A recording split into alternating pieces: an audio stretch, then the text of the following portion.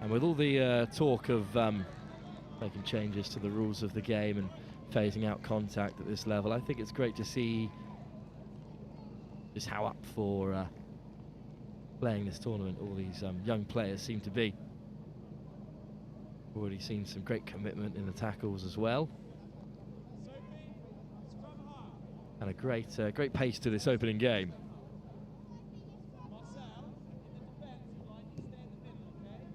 So it will be Stamford to get us underway here.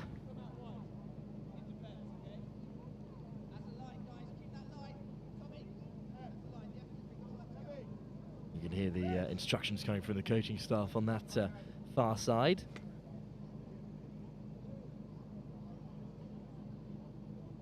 A wonderful rugby education that these children will receive, and a great moment for them to play at a place of such significance.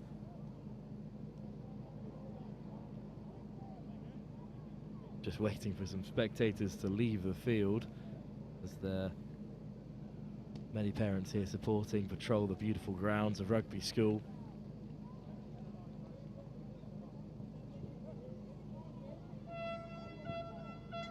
And there goes the buzzer, so that's the start of the second half here of this opening game, live on OBS at Rugby School. This pitch split in half, of course. That was just a little forward pass there from Stamford after a very impressive tackle, and away come Oundle's second team once more. Good offloading through the contact. Great pace to cut against the grain here. A little show and go, and that's wonderful rugby from Oundle. Amazing pace to finish as well. That's a lovely little score.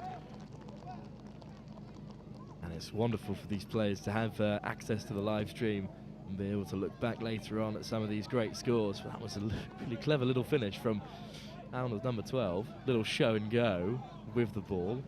Put one player on the floor and then carve around the outside.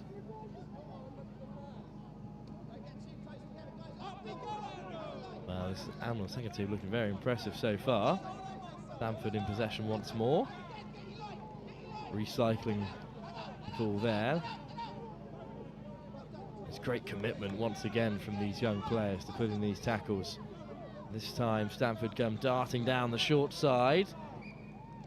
They're just dragged into touch. And Oundle will get us back underway here in the sunshine in this opening game of our live coverage of this Under-9 Festival at Rugby School. Big collision there on the gain line and offload through the contact, so away come Oundle once more with this great pace we've seen from them throughout the game. That's a lovely covering tackle, but Oundle just about get over to score. Great commitment shown there by Stamford, and a really lovely tackle in that far corner. Brave young lad just getting back to his feet. A really huge covering tackle actually, right in that corner. But it was the great pace of this Oundle side who managed to score in this second half of their opening game. Up next, Oundle play again, this time with their first team, if that's how they wish to call it. Really, it's just two separate sides, of course, against Lutterworth, who we saw in action at the Under-14s competition. Their women's side doing well in that tournament to get through to the plate competition. And there was a tackle called there. The style of rugby today, a little bit similar to league in that format, where contact is called by the referee and then place the ball back to continue play on. Good modified form of the game to allow these players to play with pace and the ball in hand as they like. Well, away come Oundle following that little turnover, bursting through the tackles. A lovely offload and just a forward pass calls the referee.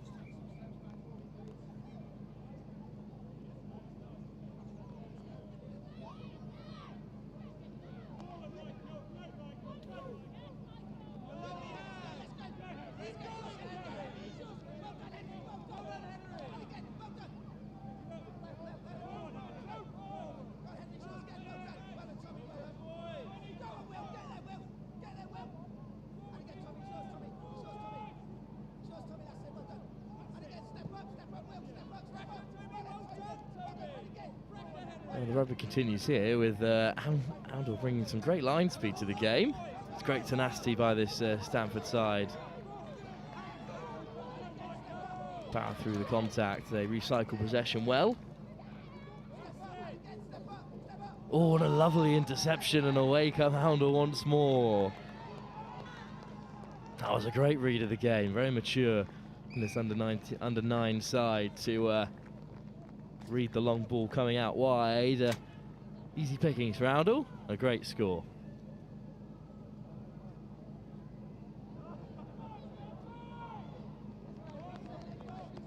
Plenty of great tries so far in this game, and there's plenty of players to watch out for in this young Oundle side.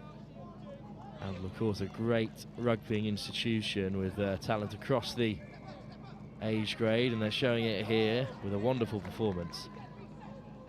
Great commitment shown in the tackle once more. Lovely footwork and great change of direction though from Stamford. We're up to the 15-metre line of this Oundle side, who look very impressive, even if it is only the second of the two Oundle teams. We're great to see their other side in action right after this. Tackle made. Stamford still come away with it. And they've got a few numbers up on this left-hand side. Great offload in the tackle. Great change of direction once more. That ball was just spilled, however. And that will bring an end to the first encounter here at this Under 9s Festival, live in NextGen at Rugby School on a beautiful sunny Friday morning. Great competition between these two sides, and as you can see, the quality of rugby, even at this Under 9 level, is really fascinating for us here to watch live on NextGen. We're straight on to another game here at Rugby. It's going to be Lutterworth up against Oundle's other side on the OBS main pitch, right in front of the beautiful chapel and buildings of Rugby School.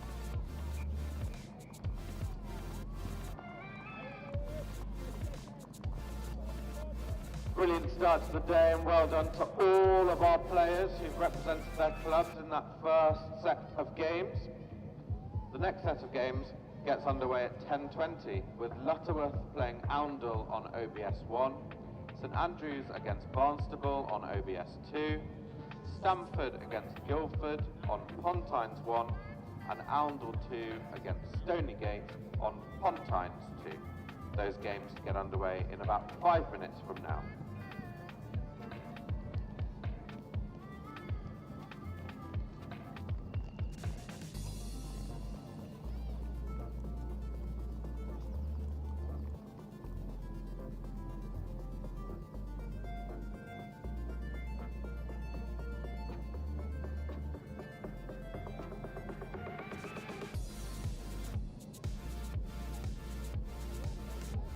We're delighted to welcome Lutterworth Rugby Club today. They celebrate 150 years since rugby began at Lutterworth Rugby Club, so congratulations to them.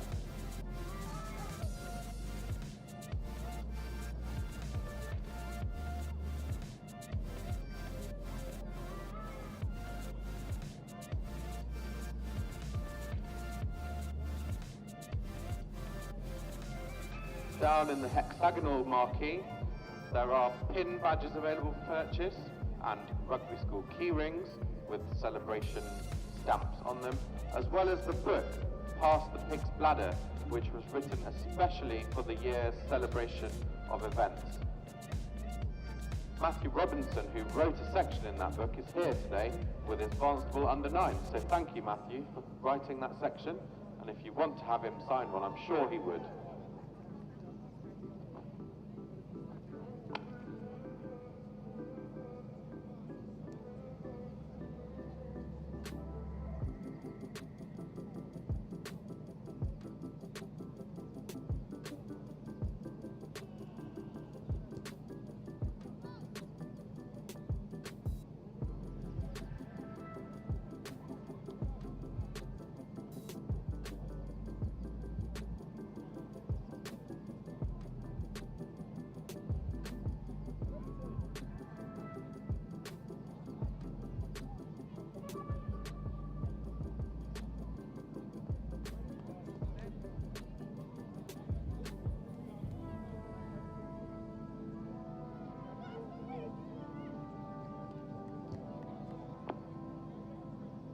Okay, if we can have the next set of teams ready on their respective pitches, we're about ready to start the next round of games. So Lutterworth and Oundle on OBS 1, St Andrews and Barnstaple on OBS 2, Stamford and Guildford on Pontines 1, and Oundle and Stoneygate on Pontines 2. Thank you.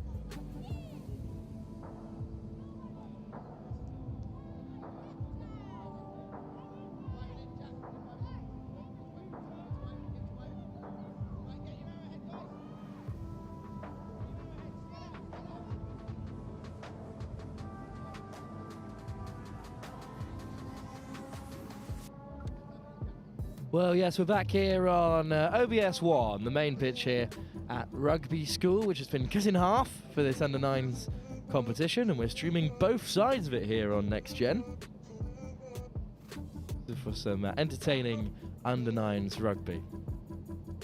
Here on the main pitch we have Oundle once again in action in their black and red strip. This is the other side they've brought along to the competition against Lutterworth Rugby Club, who we saw live at the under-14s competition last week. That rugby club celebrating its 150th year. Wonderful to have a club like that in the local area, supplying rugby to those around Lutterworth for 150 years. Really wonderful for them to be invited as well today to this U9s Festival. Oundle set up in their arrowhead formation. Very excited to see how their attacking phase of play plays out. They'll be starting with the ball in hand.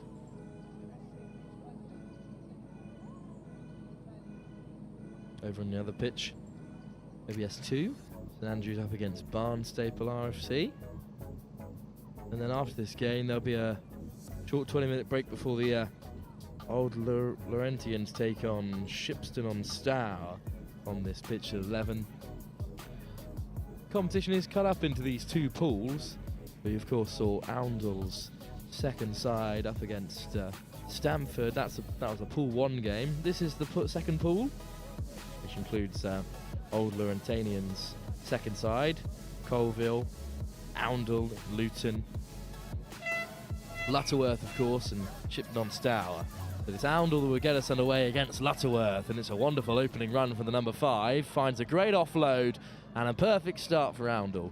Great direct running, great pace, and great work to fashion out the opportunities before putting in the offload. The perfect start for this Oundle side. We saw a very strong performance from the other Oundle side as well earlier on in our opening game at 10 AM. But Lutterworth will play with possession. The rugby club celebrating its 150th year, who put in a great performance in the under-14 women's competition. There's no offside line there, so offloads through the tackles were intercepted by Oundle. And now they'll look to build from inside their own half. A little footworks from Oundle, but unfortunately just stepped over that yellow line, which is the edge of these pitches. You can see the yellow lines on your screen that carve out where the players can go in these reduced pitches. And it'll be Lutterworth to get us underway. Great tackle. Lutterworth once again with possession. Good line speed though from this Oundle side. Another great tackle in there. We've already seen some wonderful commitment in the contact from the sides on show today. That's another good tackle. Great work from Lutterworth number 4 to stay in play. So passing the ball in hand. There's some good contact there. And once again, Lutterworth come away with it. Back down the short side they go. That's great pace to take it to the line, and through the first 2 tackles go Lutterworth, who free up the hand and get the offload away.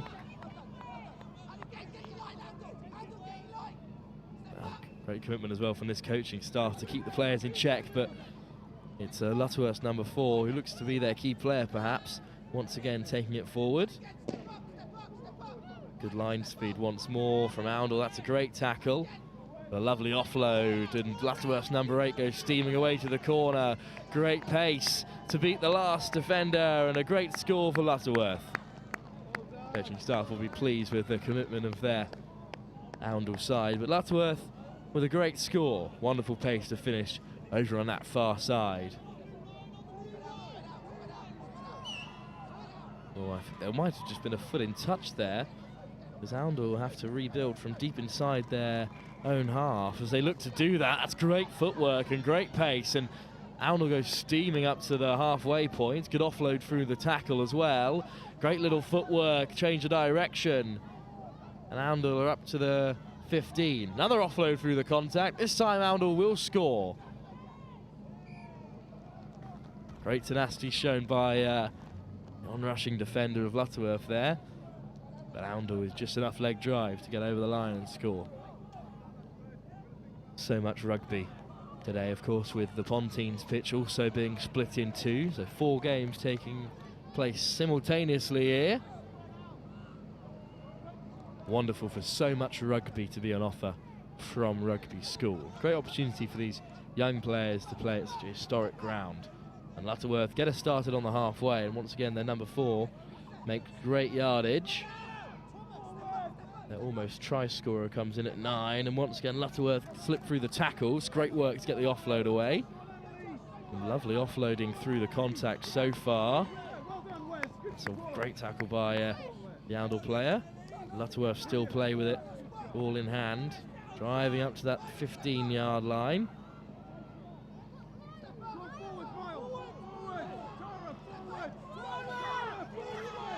And Lutterworth taking the scenic route, looking to get on the outside of Oundle. That's a huge tackle in there, and Oundle have turned it over just on halfway. And they'll look to break once more, skipping through the tackles. Oundle look like a very impressive set of sides they've brought to this competition, as the number 10 with some lovely footwork will go streaming away for another score.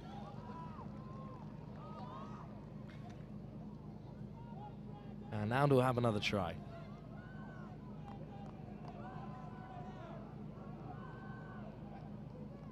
Tournaments like this, a great advert for the game. It's good to see that rugby is alive and well at each age group, as numbers of rugby players, of course, reduced during the COVID pandemic, but this is a lovely run by Lutterworth. Good to see that the game is alive and well at every level. That tackle just a little bit high from Oundle. Players' welfare always paramount, and that will bring an end to this first half here at our 10:20 kickoff between Lutterworth and Oundle, where once again Oundle looked very impressive. A great commitment from Lutterworth, the club side celebrating its 150th year, as we await the second half.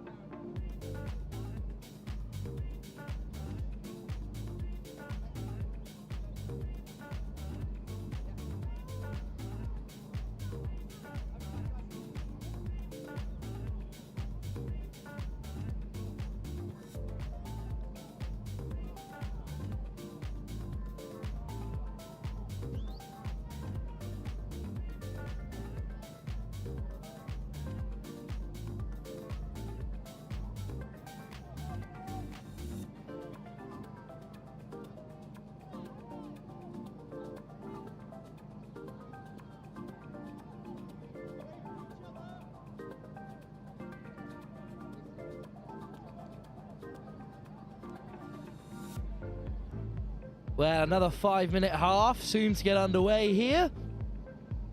Live from the close at Rugby School. We're on the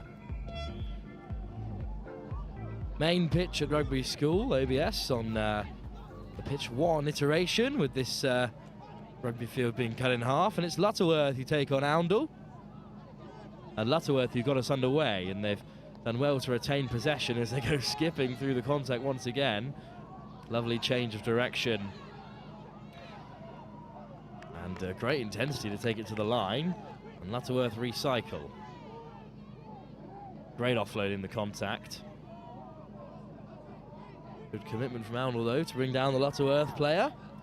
That ball just fizzed across the face and away from the Lutterworth players, but that is wonderful footwork and a great finish from Lutterworth's number 8. Really impressive stuff from this under 9s club side. That was actually a lovely step just to amuse the Oundle defenders. And a great score for Lutterworth in their red, white and green strip, which we've seen already on Next Gen from the under 14s competition. Good to see them continuing to support the tournaments that Rugby School are putting on. This is a great run by Honours number 5, who made great yardage right at the beginning of that first half and got their set up their opening score.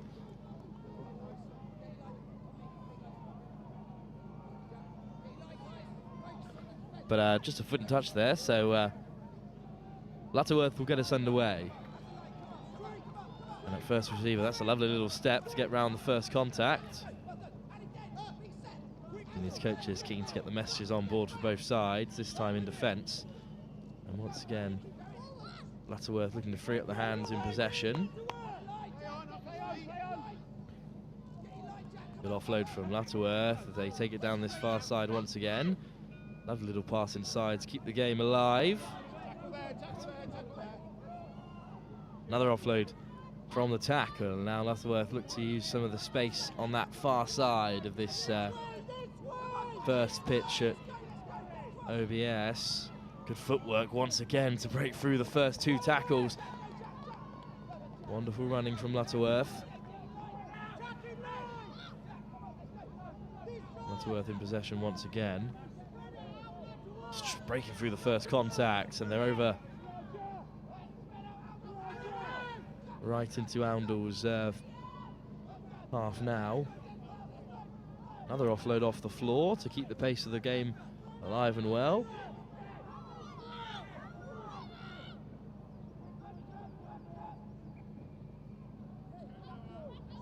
And that tackle a little bit high from Oundle. Good comms from our referee.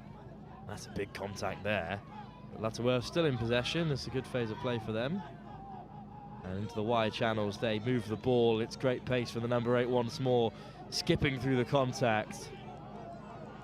What a player they are shaping up to be in this under 9s competition, which is very well attended, as you can see from the sideline here. Driving through the contact, go Lutterworth again. This is a great number of phases they've managed to string together. And up to the gain line come Lutterworth once again. Good commitment from this Oundle side to put in the tackles. This is a very long phase of possession for the club side in the green and red. Still playing with it. They've made it up to the Oundle 15, and that's a great finish once again from Lutterworth's number 8.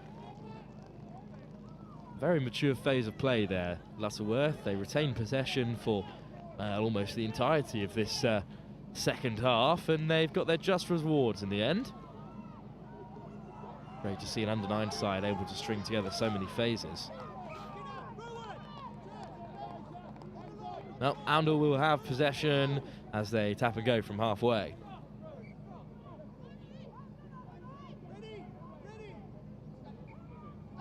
And here's Oundle who look to go wide from that first pass. The ball just spilled, but only backwards, so up come Oundle once again, driving through the contact. Great leg drive from the Oundle player to draw in so many Lutterworth players. And they look to find the space in the wide channel, cutting back against the grain. That's a lovely little step. These players have got some great footwork amongst them in this under-9 side, as we've seen already this morning. And now they'll go driving toward the corner. Great tackle from the Lutterworth player, though.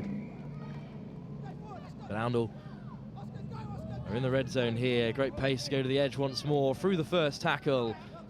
And a great score.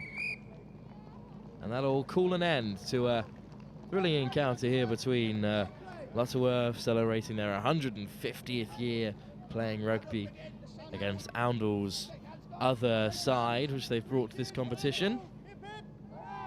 And some good sportsmanship from both sides as they celebrate a wonderful encounter. Well, a great advert for the game of rugby this tournament is shaping up to be. Great to see the game is alive and well at under-9s, with some lovely finishes, some great solo tries, some great footwork on show for you, live with Next Gen here at Rugby School, celebrating the 200th anniversary of William Webb Ellis gathering the ball and running with it in his hands. There'll be a short break now until 11 o'clock, when the Old Laurentians take on Shipston on Stour here which used grass OPS 1, the main pitch here at the Close at Rugby School.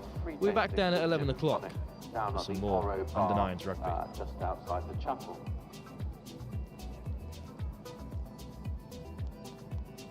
We're delighted that our mascot Webby and the wooden spoon mascot Spoony are here today. If you see them around, please do give them a high five, get your photo with them. They'll be very pleased to have photos and chat with you.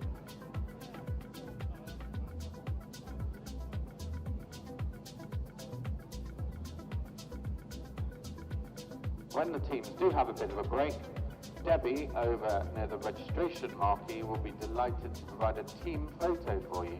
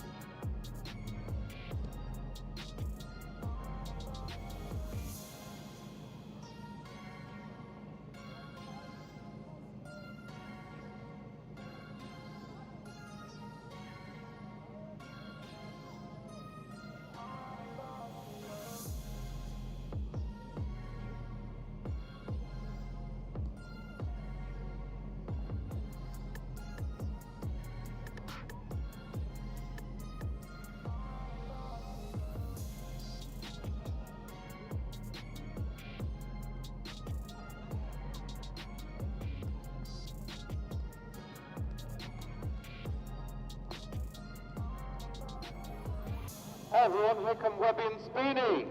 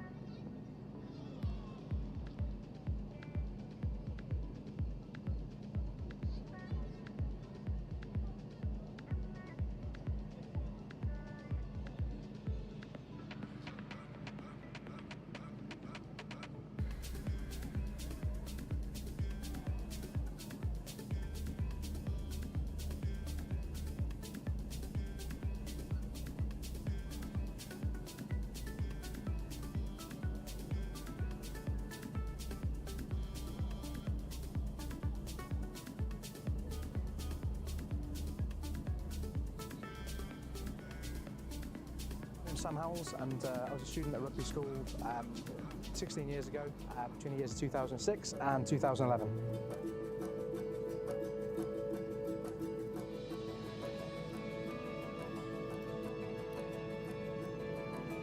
So it's really exciting to be back. There's lots of fond memories at the school, and it's really interesting to see how the school's been developing in the past 16 years since I've been here, with additional buildings and a change of school uniform. So my earliest memory of Rugby School was walking through these large wooden doors into the grandness of the chapel, and I got an immediate sense of being part of something that was quite profound, with a long and really proud history. So as a local boy, I didn't really know what I was walking into when I came to rugby. I think there's quite a perception that there's a certain type of student who comes to rugby, but actually what I found was quite a diverse mix of students. I think that's part of what makes rugby quite special, in the sense that they have got quite a diverse set of students, and there's a huge array of different opportunities for each of those students to pursue, and it's part of the character of the school, in my view. Before coming to rugby, I was actually at an underperforming local school. It wasn't until a good friend of mine at the time had been awarded a rugby scholarship to rugby, and that was really what prompted me to join, because I thought, I'm better at rugby than he is, so I should definitely give it a go. And lo and behold, you know, I ended up with a bursary to the school as well. Part of the reason I came to rugby was because at my previous school, I had very little interest in pursuing academics. The only thing I was really passionate about was actually playing rugby. I played rugby from quite a young age, and what rugby offered that was slightly different was allowing me to excel and pursue my rugby career, but also have a really strong foundation from the academic perspective as well, and give me that level of support that I didn't have previously. So I'm massively passionate about bursaries. It had a huge impact on me and my life. Before coming to the school, I had very little interest in the academic side of life, and rugby was the only thing I was really passionate about. So the bursary allowed me to come to a school like this, where the support from the academic side was huge. The support that rugby gave me eventually led to me getting 3 A stars at A level, and pursuing a career in the financial services, but also allowed me to pursue other passions that were really important to me as well. So in terms of what rugby did for me in my career, I think my experiences at rugby have played quite a significant part in where I am today. They laid down the foundations from an academic perspective, but they also taught me a lot around myself, leadership, and how to talk and liaise with people from different backgrounds. Really taught me a huge amount that plays into how I work today.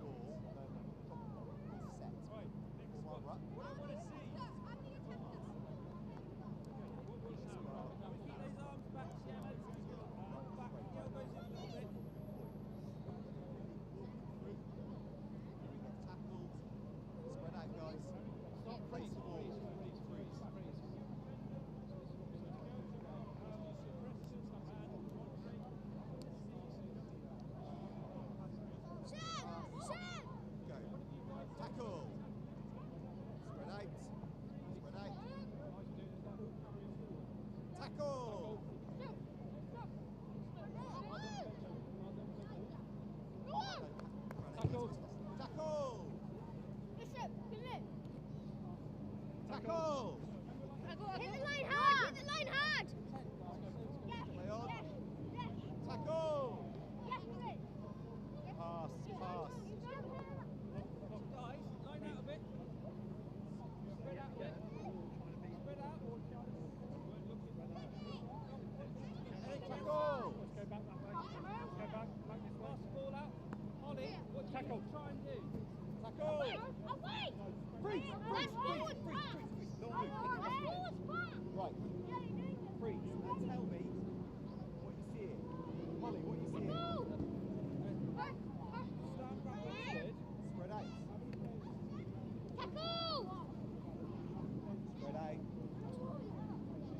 Pass. Boy. Dex, come out this way. Good boy, Casper. Tackle. Tackle. Spread out. Spread out. Well done, runners. Sweet. Tackle.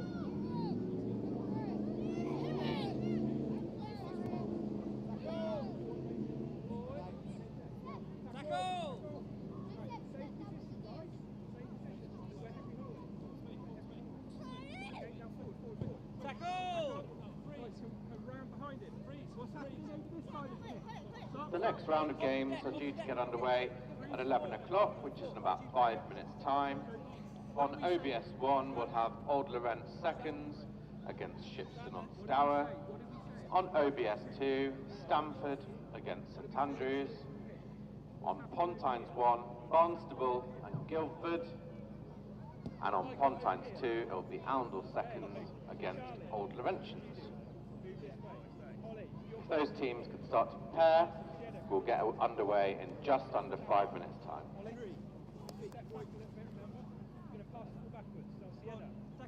Tackle! Ollie in! Who's there? Where's Charlie? Webby and Spoonie are over in the players' village, so do stop them for a selfie if you'd like to. Do also stop by the wooden spoon market and have a chat with those guys about how they're helping young people through rugby. Guys, bring the energy. We need some energy. Which way are you going to, if we're coming this way, which way do you need to present the ball? No. Which way? Which way do you need to present the ball? If we're running this way forward, so we're attacking this line here. Your players are behind you, mate. Which way do you need to present the ball? Yes, back. Printed on the back of the revised programme, the A4 sheet, you'll find two QR codes. One is to the Just Giving site, and the second for an online auction. The proceeds of both of those will go towards supporting the Wooden Spoon charity and the 1823 Bursary. Right, guys, you've got about 3 minutes. Okay, so pair up, staffing tackles into full tackles. So pair up. Right, so Henry, very basic. Charlie, come with. Charlie, it's Pair up. So staffing tackles. that's just got the ball.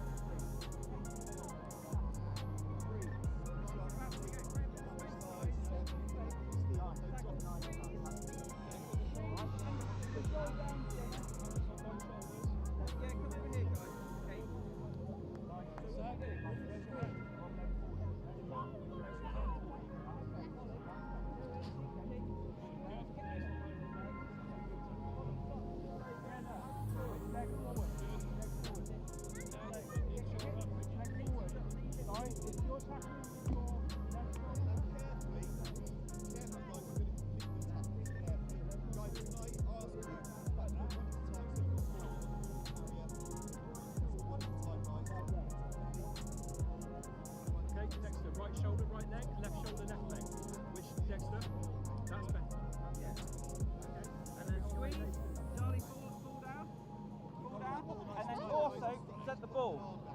Get ready to present the ball. Holly.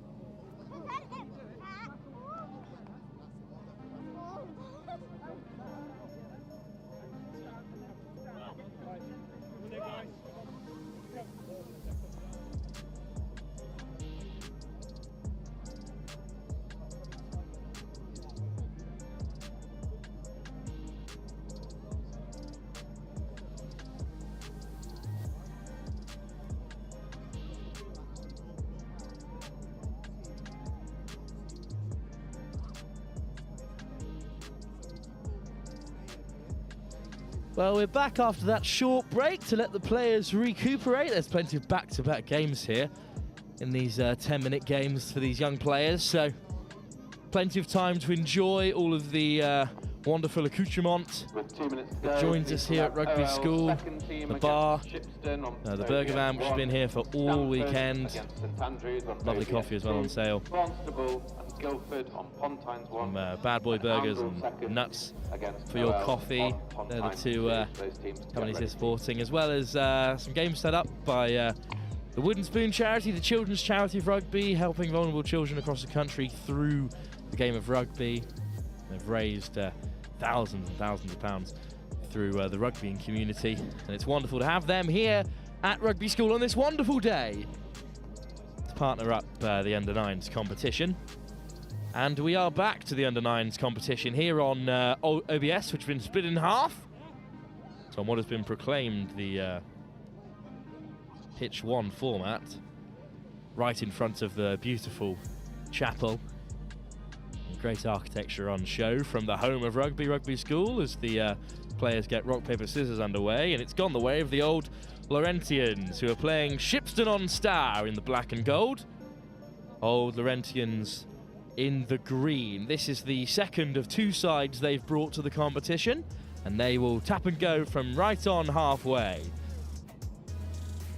The yellow lines are your guidelines here for the pitch itself. And it will be the Old Laurentians to get us under sway as soon as the hooter goes in just a few moments' time. So we've got lots of back-to-back rugby here, live with Next Gen at Rugby School. Practically setting up shop here at Rugby with the amount of streaming that's coming up. Very exciting times, but 3 games back-to-back. Guildford Rugby Club against Stoneygate after this, and then Stamford back in action against Stoneygate to have a back-to-back game. But it's the Old Laurentians to get us underway, driving up to that first yellow and blue line of Shipston. That's a lovely little offload through the contact. This ferocious defending from Shipston on Stour. Loose pass, gathered well, and little spin through the contact to free up the ball, and back down the short side go the Old Laurentians with great pace. Tackle made, so they've go to ground. They free up the hands once more. Lovely offload play from this under-9 side. And Old Laurentians in with a bit of green grass to run into, skipping through the first tackle and spinning out of a second. What a lovely finish. A bright start to the second block of fixtures here on the main pitch at Rugby School. We're close to seeing some fine offloading, and this is a lovely little step, little swivel as well, and then head down and drive to the line. Old Laurentians with the score. Shipston on Star will get us back underway.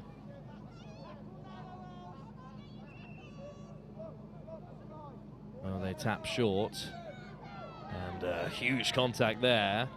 Shipston on Stour. And right away they run it into the wide channel. Another big contact there by the Old Laurentians. Good defence from them. And good passing through the contact there. And pinning the ears back. Shipston on Stour look to go in through the tackle. A great finish. Great pace and a lovely score.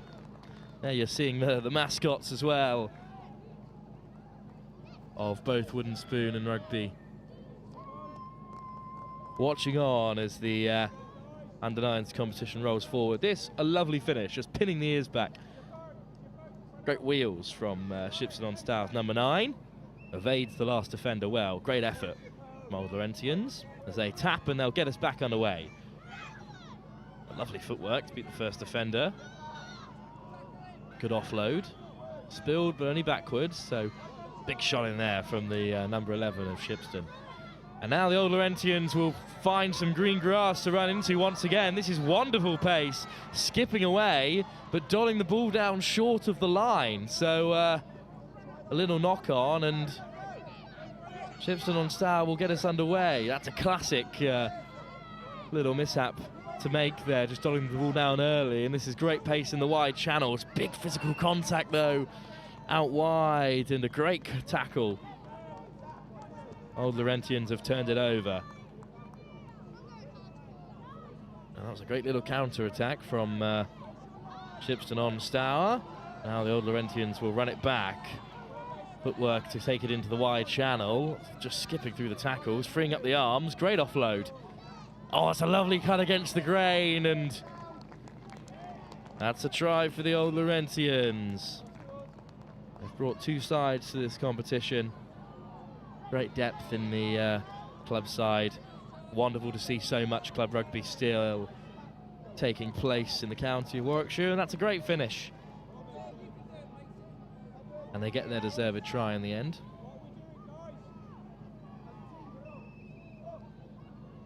And back will come. Shipston on Stour. Good offload through the contact, and they drive into the Old Laurentians half. Once again, making ground past the gain line. Just spilled at first receiver, only backwards, and then there's a foot in touch there. So we'll have a turnover the way of the green and maroon of the Old Laurentians. Well, this is a very exciting game we've got for you here, live with Next Gen. At Rugby School, right in front of their beautiful chapel. Here on OBS 1, and that's great pace to take it to the line and skip through the contact, and Old Laurentians just opening up the legs here, and they will score another. Great counter score from them. That's the Old Laurentians player touches it down just beyond the line following some help from the referee. And yeah, this is a good score, well gathered from the offload. Really great pace just to beat the on-rushing Shipston on Stour defenders. And once again, Shipston on Stour will get us back underway. Well gathered from that offload that just found the floor, but it was really well picked up, and Shipston on Stour will come away with it. That's a loose pass that the Old Laurentians will sweep up. It's a wonderful pickup. And now it's a race to the line that the Old Laurentians will win, and they get another try. Opportunistic score from the Old Laurentians. Great pace once again on show, and that will bring us to the end of this first half. Just one little loose offload and great pace, lovely pickup, good score for the Old Laurentians. And that will bring us up to half-time. A really strong performance from the Old Laurentians. They've scored some great tries. Shipston on Stour in their first game, live on Next Gen. Still have plenty to offer us here as we await the next 5 minutes of rugby at this Under-9s Festival at Rugby School.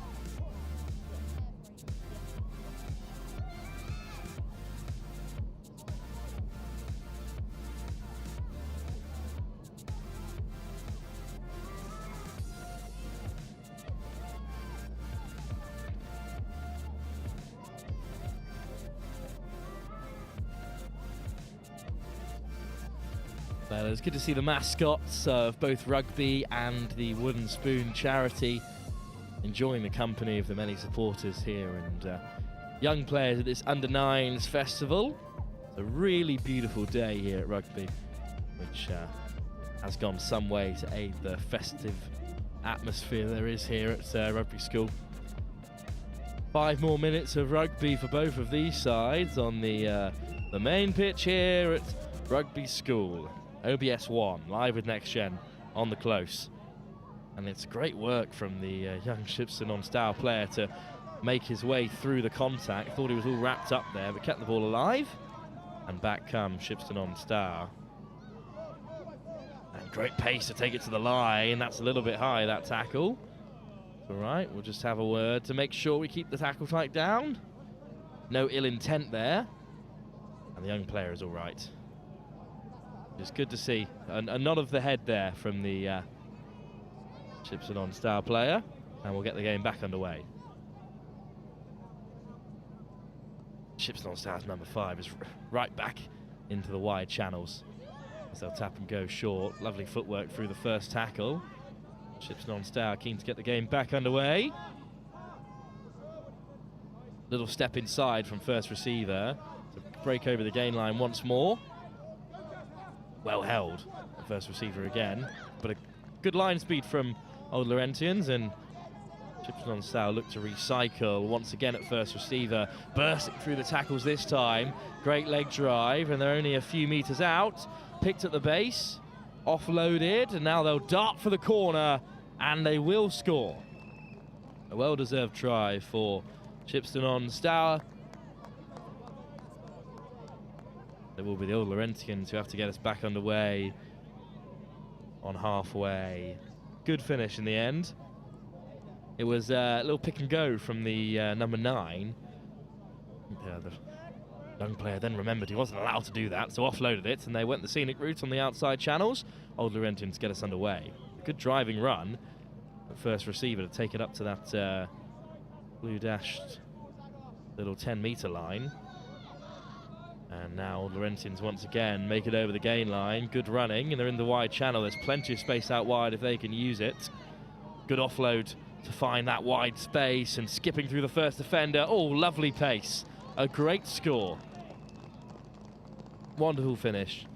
Good response from the Old Laurentians under 9 side. It was really mature rugby from this Old Laurentians side. Took it to one edge and then made it all the way to the other. And a good finish in the wide channels. Plenty more rugby to come. Guildford Rugby Club are up next against Stoneygate. And then Stoneygate are back-to-back at 11:20, 11:40, where they've got Stamford as well, who are on action earlier on this pitch. But it's a lovely run from Shipston on Stour's number 3, who's all the way up to the try line. This is a great score. Wonderful solo effort. Spinning and tumbling through the tackles. A well-deserved try right from the tap on halfway. Through the first contact there, big physical collision. And this little spin, breakaway. Good leg drive to crash through the last defender. But Old Laurentians will get us back underway. They tap from the half. Little stutter step round the first defender. That's lovely footwork from the young Old Laurentians player who rolls through the contact. There's plenty of space on that right-hand side once again if they can use it. Little step against the grain and then brought down by Shipston on Stour. And now Old Laurentians go hunting for the wide channel, running laterally, and then that's a lovely weaving run back against the on-rushing defenders. Wonderful covering tackle. Old Laurentians still in possession though. Their first receiver assesses their options. Goes to the short side once more. Another huge tackle. Just about keeping the ball in play, Old Laurentians. That lofted pass into the widest supporting player. And once again, Old Laurentians go hunting for some width. Little step one way, then the other. Great line speed from Shipston on Stour, though. And just spilt their first receiver, so Shipston come away with it. Great defence from them. Under a whole heap of pressure from Old Laurentians. A lovely little basketball offload through the contact. Another great pass through the contact. And now there could be a race on into the corner that Shipston on Stour will win. And that's a great score for them. Wonderful tenacity in defence from this under-9 side. And once they turned it over, some lovely offloads through the contact to find that space in the wide channel. And they go darting under to score. This is a lovely finish in the end from a well-constructed bit of rugby from this under-9 side. This is a great festival of rugby and a wonderful opportunity for these young players to watch back some of their great scores. And this is another weaving run from the Old Laurentians, as well to hold on to the ball in contact. And taking it back down the short side now go the Old Laurentians. Takes 2 players to drag the young runner down. And once again they go back to the short side, breaking through the contact once more.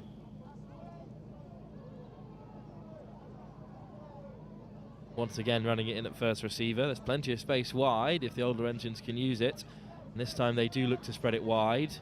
Drawing in the defender, that's a lovely pass through the contact. And they take it the same way. Wonderful leg drive through the contact again. Comes up just short of the line. And the Old Laurentians have plenty of space in the wide channel if they can find it. Great pace to finish. Well, they didn't make it too easy for themselves, the Old Laurentians, but they get that score that they require. A lovely finish in the end, even if it wasn't the most simple of options. The next round of matches. Well, a great finish to the game as well, that last little score. On OBS 1, and a thrilling encounter between these 2 club sides, Shipston on Stour and the Old Laurentians. Well, Stoneygate are up in action next against Guildford Rugby Club. That's another game here at the U9s Festival, live on Next Gen, here at the Close, the beautiful Close at Rugby School.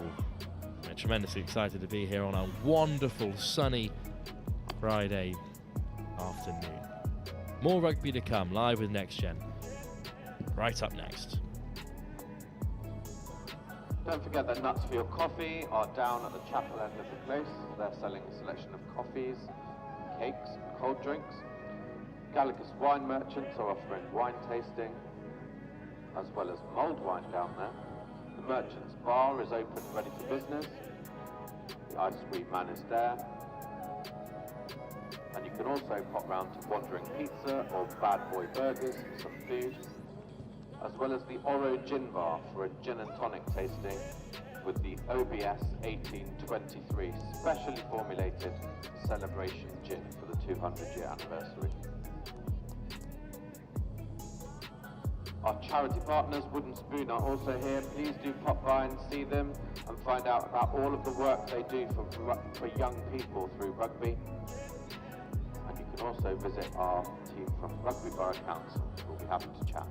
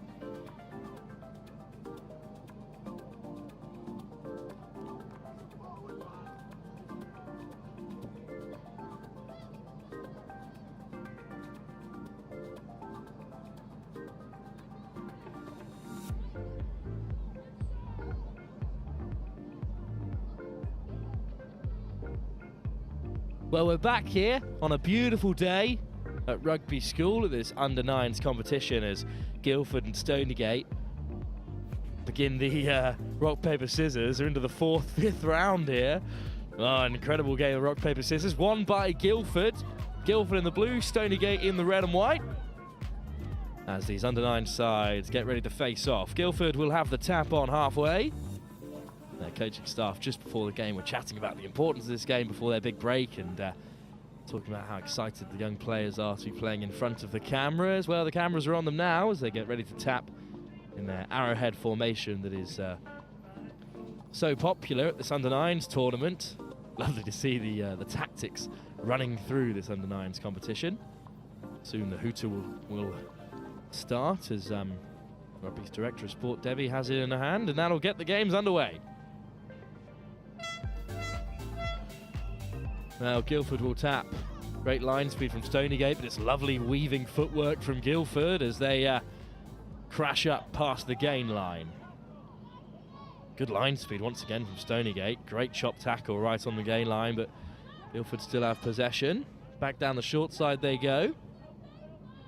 Great offload through the contact, and now Guildford can get in behind this Stoneygate defence. Wonderful covering tackle to come across, and Guildford are just short. Well, they could be up to the line here. Great leg drive, and they're over, but just spilt, I believe. So, but penalty there, I believe, that goes the way of Guildford, possibly for a little high tackle. So Guildford will have possession, just a few metres out. This could be the perfect start for them. And great physicality and pace to take it to the line and score. Guildford have the first. Interesting fact about Guildford Rugby Club, chatting to Next Gen's own Angus Savage, currently commentating over on pitch 2 just behind me here. In his senior club career, which he started with Rosslyn Park, his first 7 tries in senior rugby, his only 7 tries that is, were all scored against Guildford across a 3-year period. So the player who loves playing against Guildford, as is this Stoneygate player who goes streaming through. Wonderful pace. The Guildford defensive line was spread well, but too well perhaps, as that's a lovely finish. And the Stoneygate player should go storming through the hole. Great finish, great pace, and we're back on level terms. A thrilling start to this under-9s game.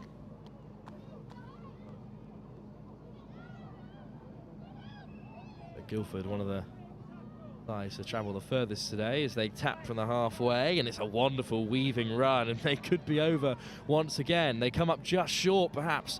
Wonderful covering tackle, but a good finish in the end. And Guildford have another in the blink of an eye.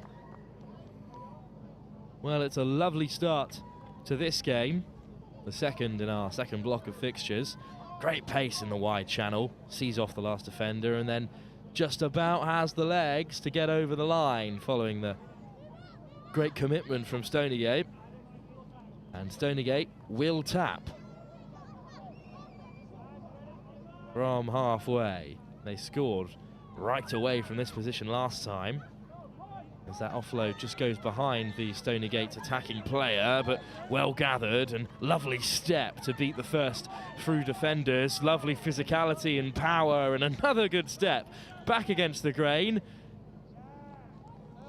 but it's just short from the Stoneygate player. Touchdown just short of the line. We've seen that a few times today, and that's a high tackle, but Guildford will play on, eventually brought down.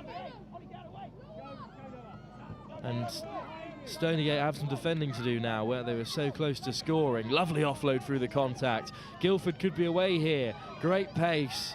They'll go all the way and score.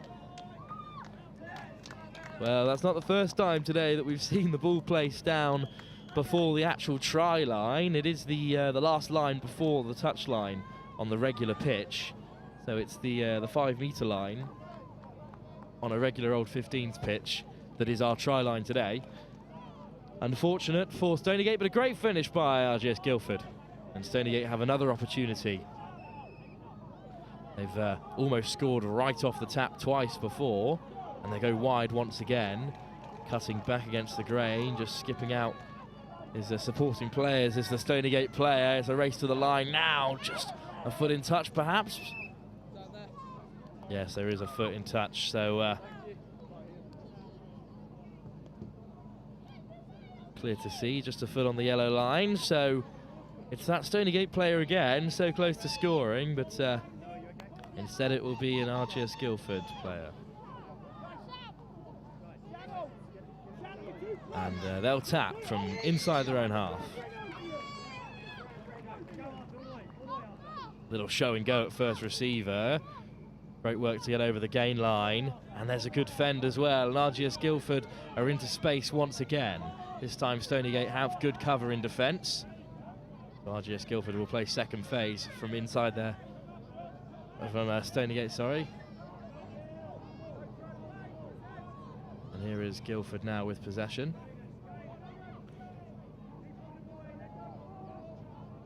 Good defence there, good physicality in this defensive line of Stoneygate. Back down the short side they go. Good footwork through the first tackle and the second. And Guildford are just a few metres short now. That's good physicality once again from Stoneygate as they look to drive the player into touch.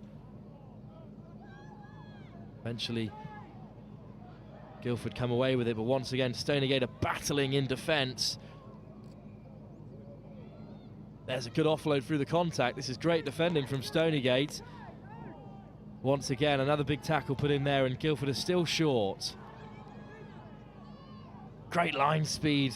This time Guildford can spin out of the tackle and, oh, stripped right on the line by Stoneygate.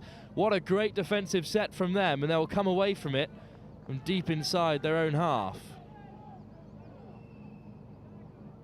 Physical intervention there, but not to the referee's liking. So that will bring an end to the first 5 minutes here between Stoneygate and Guildford. Great commitment shown on both sides, especially in that last defensive set from Stoneygate, who managed to turn it over right on the try line. So we'll have a short break for both of these players to catch their breath, and then we'll be back for the second lot of 5 minutes here between Guildford Rugby Club and Stoneygate.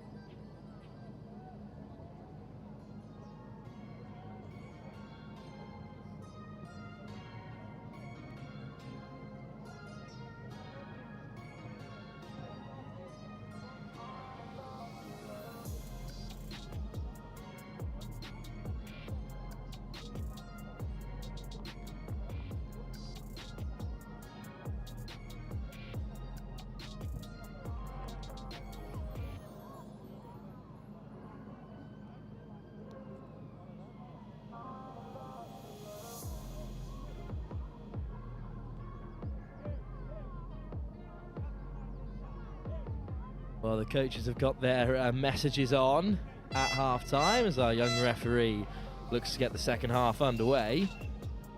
Stoneygate will tap from the half, and it's good defence from Guildford.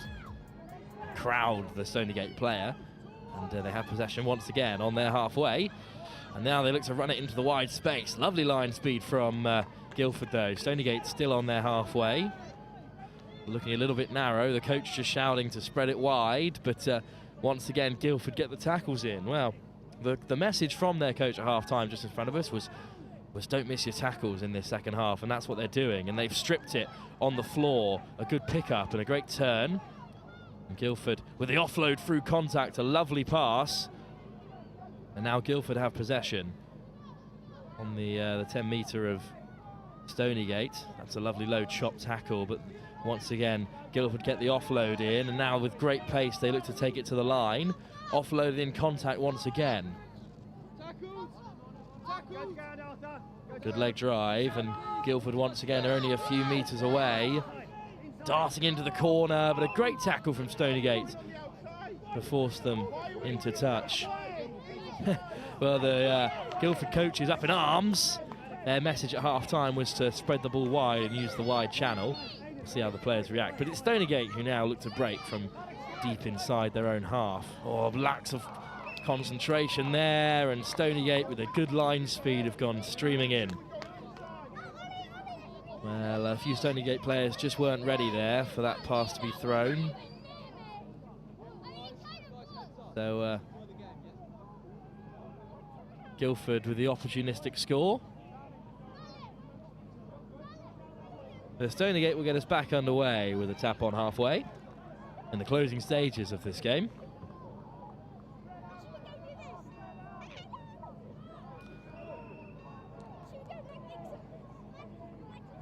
And back come Stoneygate at first receiver, running into contact once more. Great offload. And Stoneygate break away in the wide channels. But good defence from Guildford just to guide the Stoneygate player off the field, so they'll have possession again. As the referee calls a halt to play. Good defending from both these sides at stages, as the coaches just shout to spread the play. That's a theme so far of this under-9s competition, but that's a lovely barnstorming run through the first contact by the Guildford player. They're up to halfway. And spread wide calls the 9 of Guildford. A good call from him. And once again, they look to find space in the wide channels. It's good defence from Stoneygate, but they have got the ball wide now. Just loose on the floor. Well gathered by Guildford. Good commitment from them to retain possession. Bursting through the tackles. That's a great run from the Guildford player, looking for an offload. A little bit too tight to the touchline though, and Stoneygate put in another good tackle. But we'll come back for a Guildford penalty.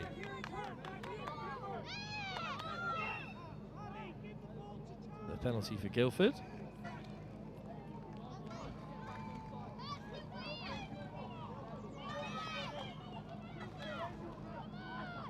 So it's Guildford with the penalty in the closing stage of this game. Good ball out wide.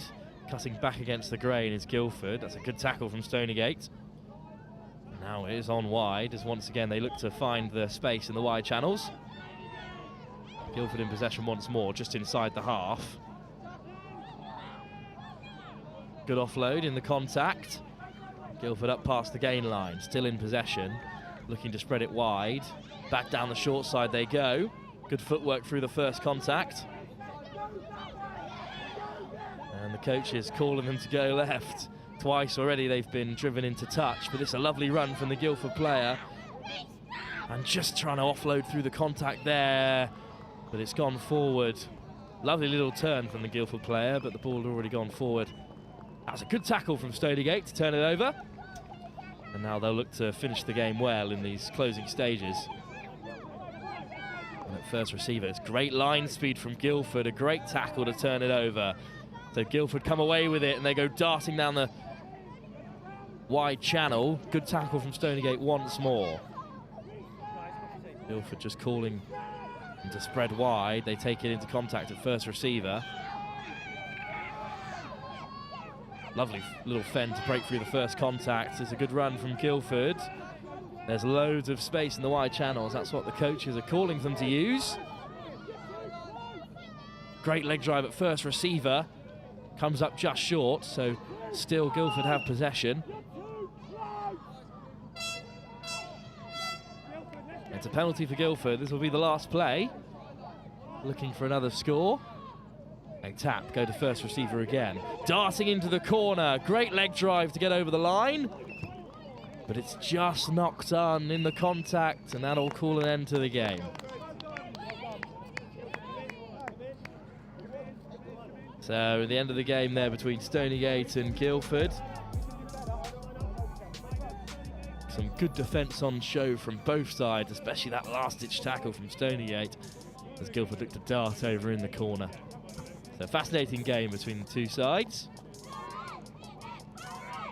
And Stoneygate are right back in action straight away here, this time against Stamford, who we saw earlier on for the first game of the day on OBS 1. So in 5 minutes' time, Stoneygate will be back in action here on OBS 1, this time against Stamford.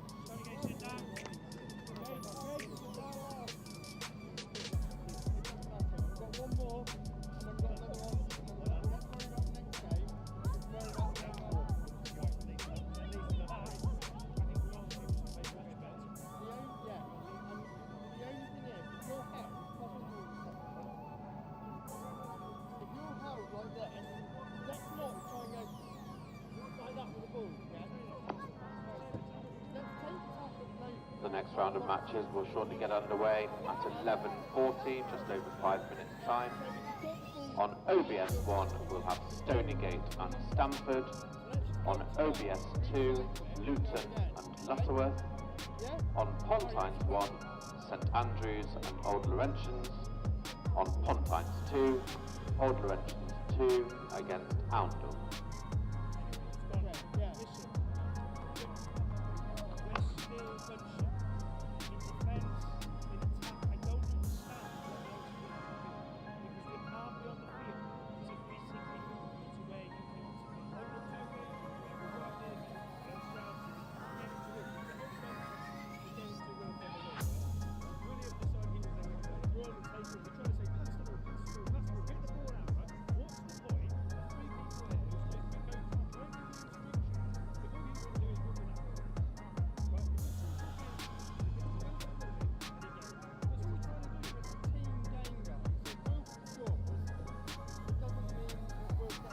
My name's Sam Howells, and I was a student at Rugby School 16 years ago, between the years of 2006 and 2011.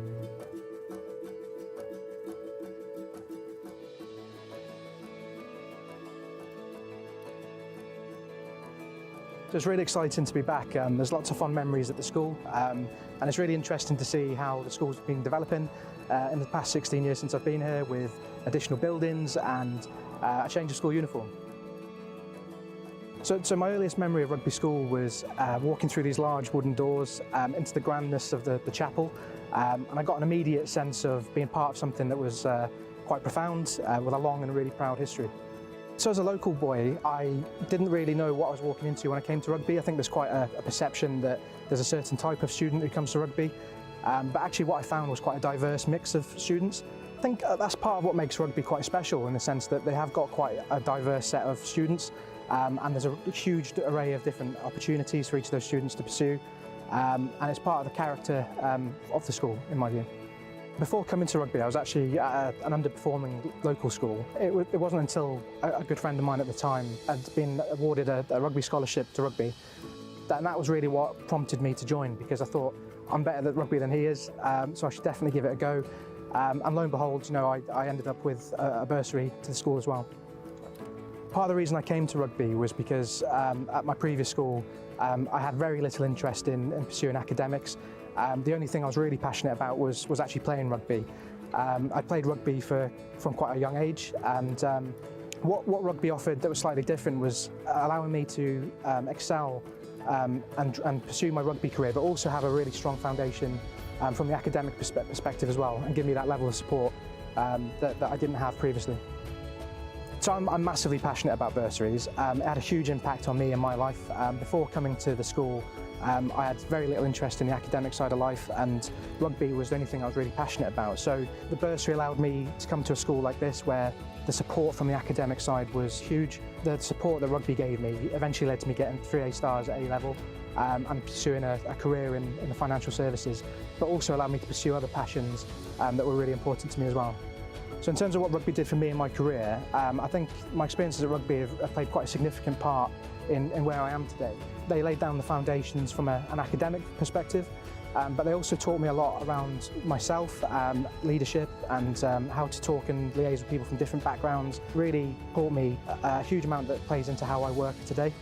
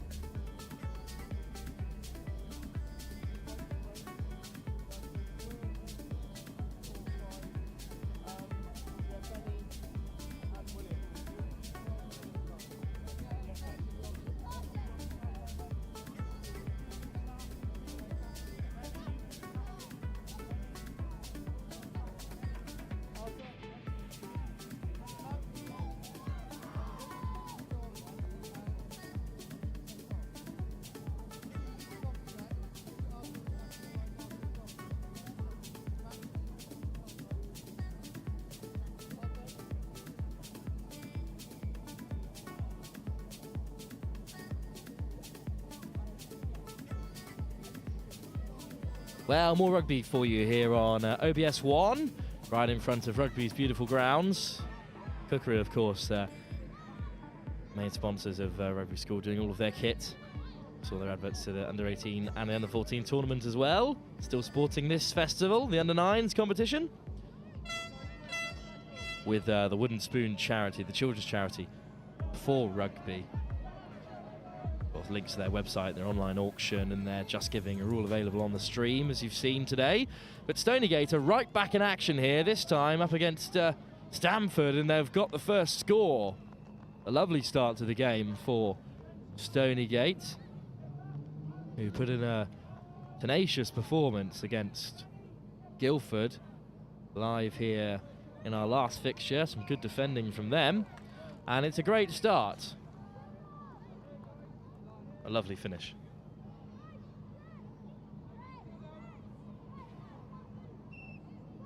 No, Stamford will have the tap.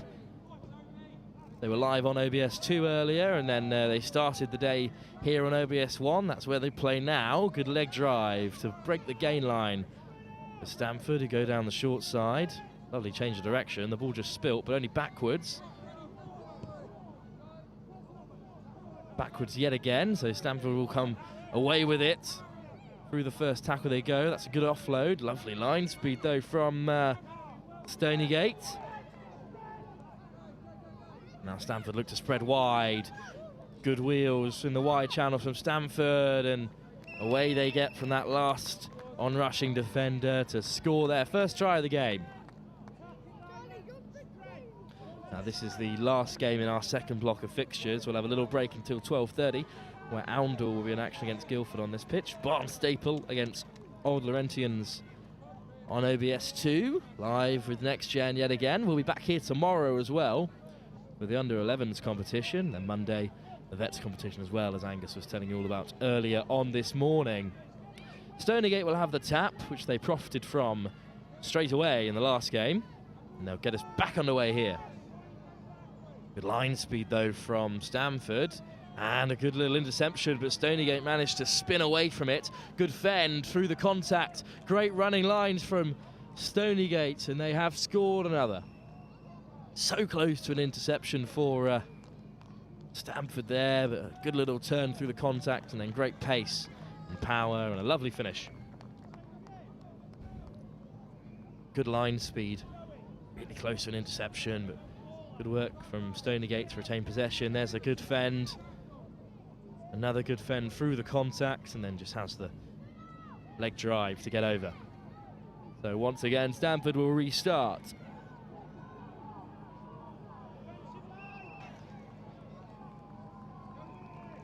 Line speed from Stoneygate once again is good, but Stamford skipped through the first tackle.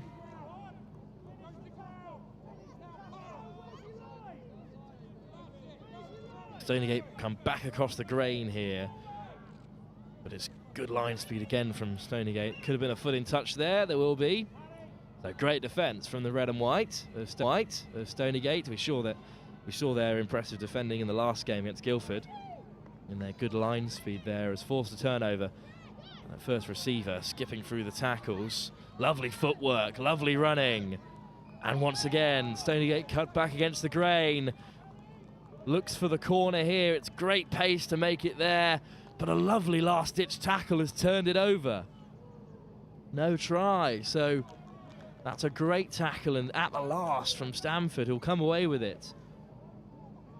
A wonderful weaving run from Stoneygate, but great last-ditch defending. So away Stamford will have to come from deep inside their own half. They're tapped just a few metres from their line. Little show and go. And the Stamford number 9, and great pace to take it to the line. Stamford are through the first round of defenders. Little cut back inside, wrapped up by the number 8 of Stoneygate. Popped up at number 9, who drives over the gain line once more. And now Stamford once again take contact at first receiver. Good leg drive to skip through the tackles. Stamford making good meters, but that ball's come loose and Stoneygate come away with it. The ball was just spilled from the offload, only backwards, but Stoneygate were the quickest to react. That's a good pass into the wide channels, and through the tackles go Stoneygate once more. Oh, a little stutter step there. Stoneygate driving through the contact. That's a wonderful finish. And Stoneygate will not be denied a second time by the last-ditch defender. This time they go over and score. Great footwork in there. Great work from Stoneygate to pounce on the loose ball. And this is good running. Here's a little stutter step as it looks to cut inside. Nope, still going. Lovely work to break away from the defender. And then it's a good line of running to cut through those two players, and little dummy to drop it down as well, so that to not be denied another try beyond the try line. The Stamford will get us back underway on halfway. It's a lovely weaving run through the defenders by the man at first receiver. And back come this under-9 side. Good pace in their attacking running through another round of tackles. Still going, Stamford now. Deep into the Stoneygate half. Right on half-time. And it's great pace to take it to the corner. Stamford have a try right on the break. And that will bring us to the half. A very impressive 5 minutes for both these sides. And this was a good finish in the end. They'd sucked in those Stoneygate defenders. Good pace in the wide channel to finish. A great score right on half-time. And that will bring us to the break. We'll be back very shortly for another 5 minutes of rugby between Stamford and Stoneygate.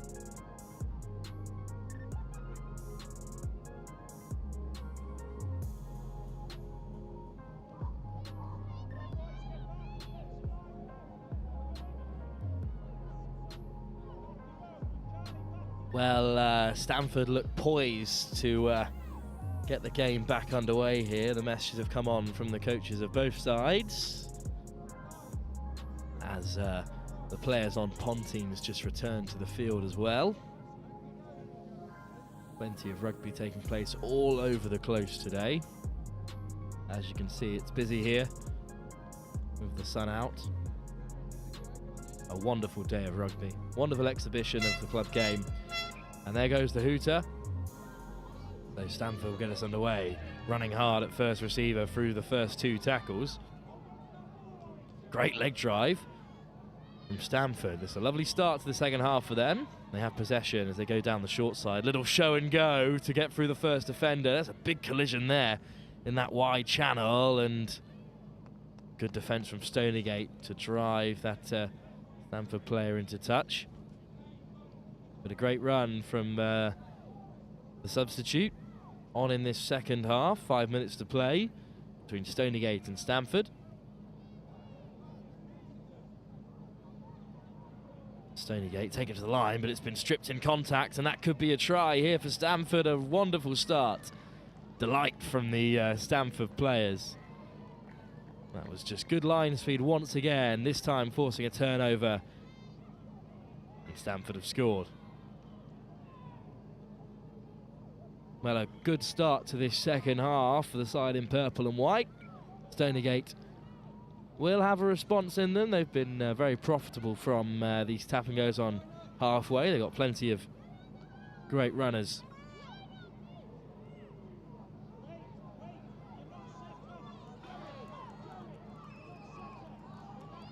And the Stoneygate coach just pulling his players wide.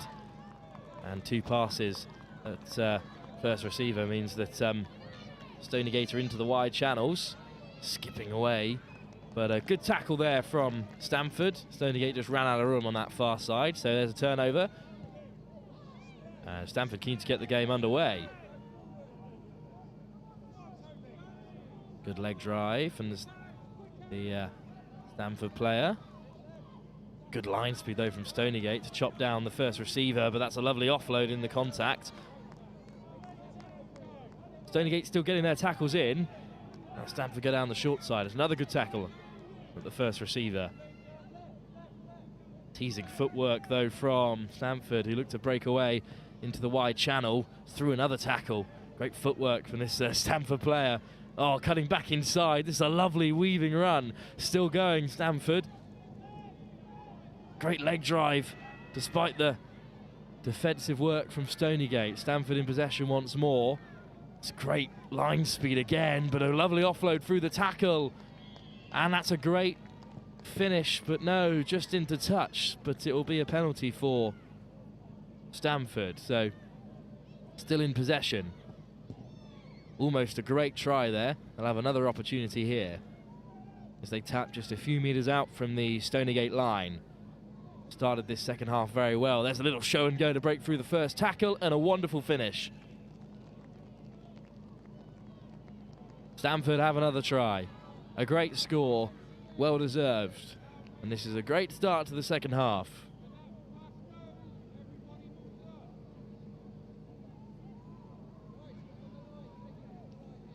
Little show and go. And then there was no inside press. That's a big ask for their under-9 side, especially an under-9 side that has defended so well throughout the game. Stoneygate will get us back underway from halfway on OBS1 live here at Rugby School. Little no-look pass from the player at first receiver, but it's stripped in the tackle. Not releasing though. In this sort of rugby league style format, you can't strip the ball in the tackle, so it'll be a tap for Stoneygate inside the Stamford half. Great pace injected into the attack, into the wide channels, but that's a wonderful covering tackle. Textbook tackle in the wide channel. And Stamford have turned it over. Great defence. It's that player again, this time at first. A little show and go, does the whole team. And now there's a race to the line. Well, that was a wonderful bit of skill.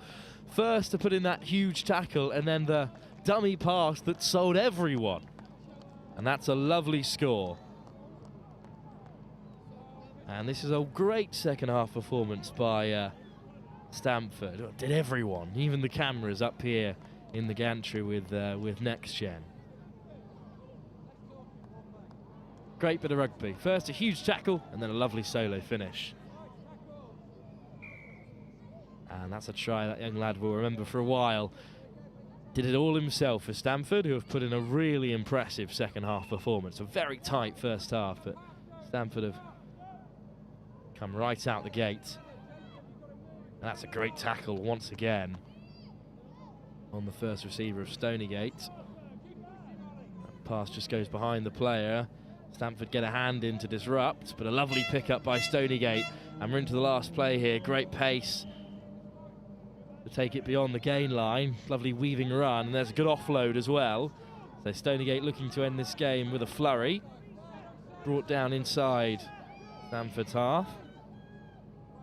Stoneygate playing this game back-to-back, so there's some tired legs in the side. There's a tackle.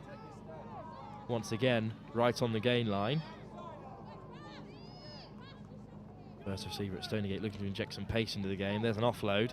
A couple of players grappling for possession the Stoneygate side. Once again, it's a big contact in the wide channel. Stoneygate still have possession.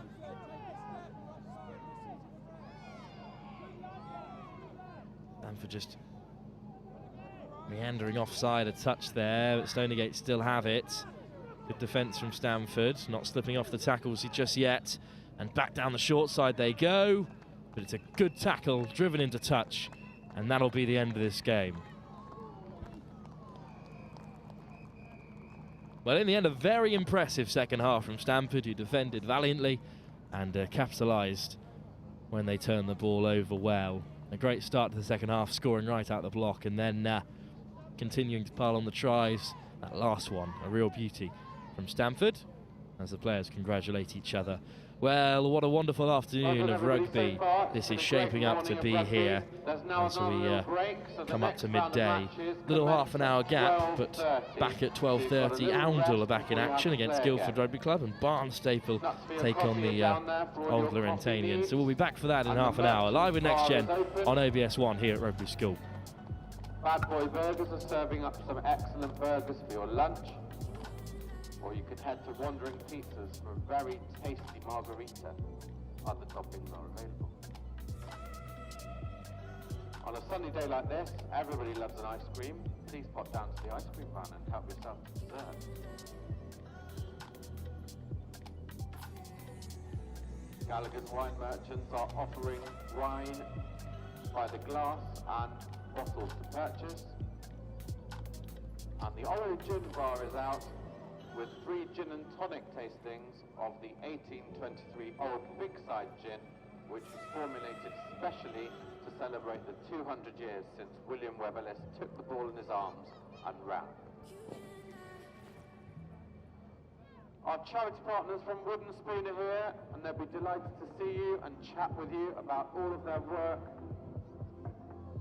looking after young people through rugby.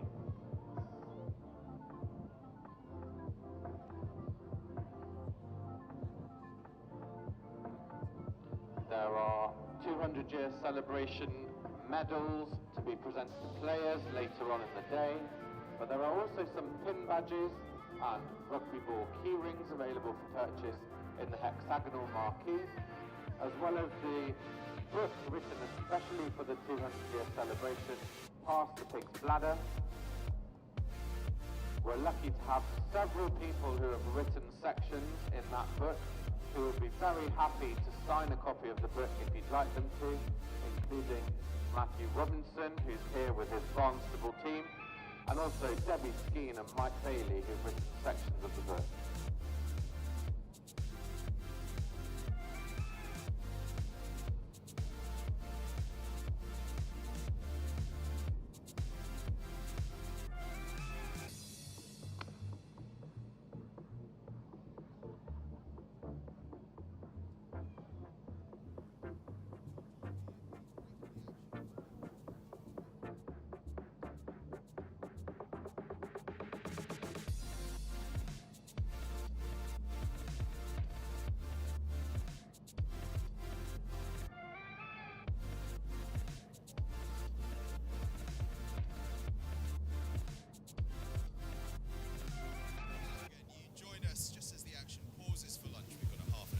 So we're going to have a chat with a few people. Joining me is Matthew Robinson from Wales International. How are you, Matthew? Enjoying yourself?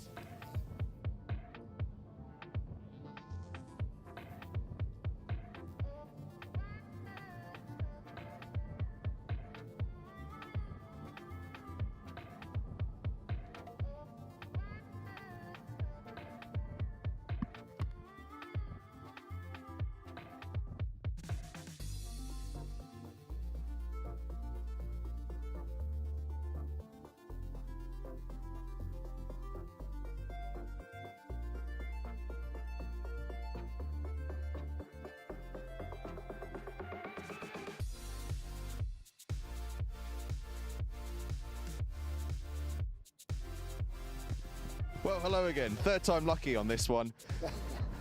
We've taken a bit of a lunch break here. We've got a little while because it's a big, hot and sunny day, so the boys are having a bit of a rest. We're here with the under-9s, of course. They need a bit of rest. I'm joined, though, by Matthew Robinson, former Wales International. Matthew, how are you? I'm very well, thank you, Angus. Thanks for asking. Up here today with Barnstaple under-9s, having a great morning. What a fantastic spectacle. So many kids running around, enjoying themselves, playing this great game. Yeah, it's been absolutely brilliant, and in the sunshine it always helps. But how special is it for all these young lads to get the chance to run out at what is the birthplace of the game, this incredible pitch? Absolutely amazing. It must be wonderful for all these guys. Well, I can only imagine, you know, to be here on such a fantastic facility. It is a dream come true, I would imagine, for many of them, to be able to play on such a great surface where the game began 200 years ago. I know for our side, they've all been talking about, is rugby really the place where it began? Did it really happen on this pitch? And we've been saying, you know, how it did and how it sort of came about, and I think they feel very grateful and privileged to be here. I bet they did. Do you know, there was a player on my pitch earlier whose first name was Arthur, but his middle name's William Ellis. Couldn't believe it. Has there ever been a more appropriately named person? Now, you are in the book here, Past the Pig's Bladder, which, by the way, is available for anyone. You can order it online, or if you pop down later on today, it's available in the stands doing our bit here for Rugby School. But this is a sort of very special memento of what is a very special year, 200 years of the game. I know it's meant a lot to you through your life. It's meant a lot to us, obviously, and we're all here. Tell me a bit about the game of rugby and what it means to players that play it and what it can do, the friendships it can build. Yeah, it's really a very special game. I got asked to contribute to the book, and without question, I was so willing, and I'm very grateful to have been asked to have done it. The game itself is unparalleled, I think, in terms of friendships, in terms of the discipline, what it offers, and I think these kids here playing today will have friendships for life. One of my best friends is a rugby player. We met at age 8 and we are still best friends today. He's godparent to my children. He holds me to account, and those type of traits are developed through this game. I think that rugby players are honest, hard-working, don't get paid enough, but then that is just testament of sport in this country, right? But actually the values of the game, the ethics of the game just mean that, you know, you have big men of all shapes and sizes, and its inclusion is fantastic, who hits 6 bells out of each other and shake hands at the end of the game. There's nothing like it, and I feel very grateful to have been able to play it at a high level. Yeah, I agree with all of that. And speaking of what you were saying about, you know, being able to make friends and mix, and we looked behind us, we've got all these tents with all these boys and girls, and I think that's what we're really seeing. I've seen it, you know, I've been here for a few of these celebratory events over the past couple of weeks, but it's been a real standout feature, just how much all of the players playing and mixing, all the parents, all the staff are mixing. Rugby School have done a great job of getting the food and drinks tents nice and close to make everyone share a bit of space as well. It's that sort of spirit of the game is what we're all loving seeing. Yeah, 100%. I was here for the Wales versus England under-18 girls game, and as you say, the spirit, the sort of feeling of togetherness and camaraderie was just evident, you know, after the game, despite the fact that one side lost. You know, players are shaking hands, cheering the 3 cheers as you do, and even here, you know, you've got that sort of etiquette going on after these young kids have tried to batter each other. I just think, what's not to like? Absolutely right. Well, I'll let you go in just a second, but how many more games for Barnstaple today? I think we've got 7 altogether, so 4 more. I think 3 in a pool, and then we play some cross-pool games. Just a great day out, just a great opportunity for kids to come out and play rugby at a magnificent place, the birth of the home of rugby. Well, all the best to all the boys and girls. What a fantastic place. What a fantastic occasion, as you say. Matthew, thank you very much for joining us. Have a great afternoon. Thank you very much for having me. Cheers. Oh, and we're joined very quickly now by Mike Bailey, the Director of Rugby here at Rugby School, as I just get rid of Past the Pig's Bladder. Mike, how are you? All right, thank you. How are you? Yeah, not bad, thank you. Not bad, thank you. Enjoying ourselves in the sunshine for once. Beautiful for once, yes.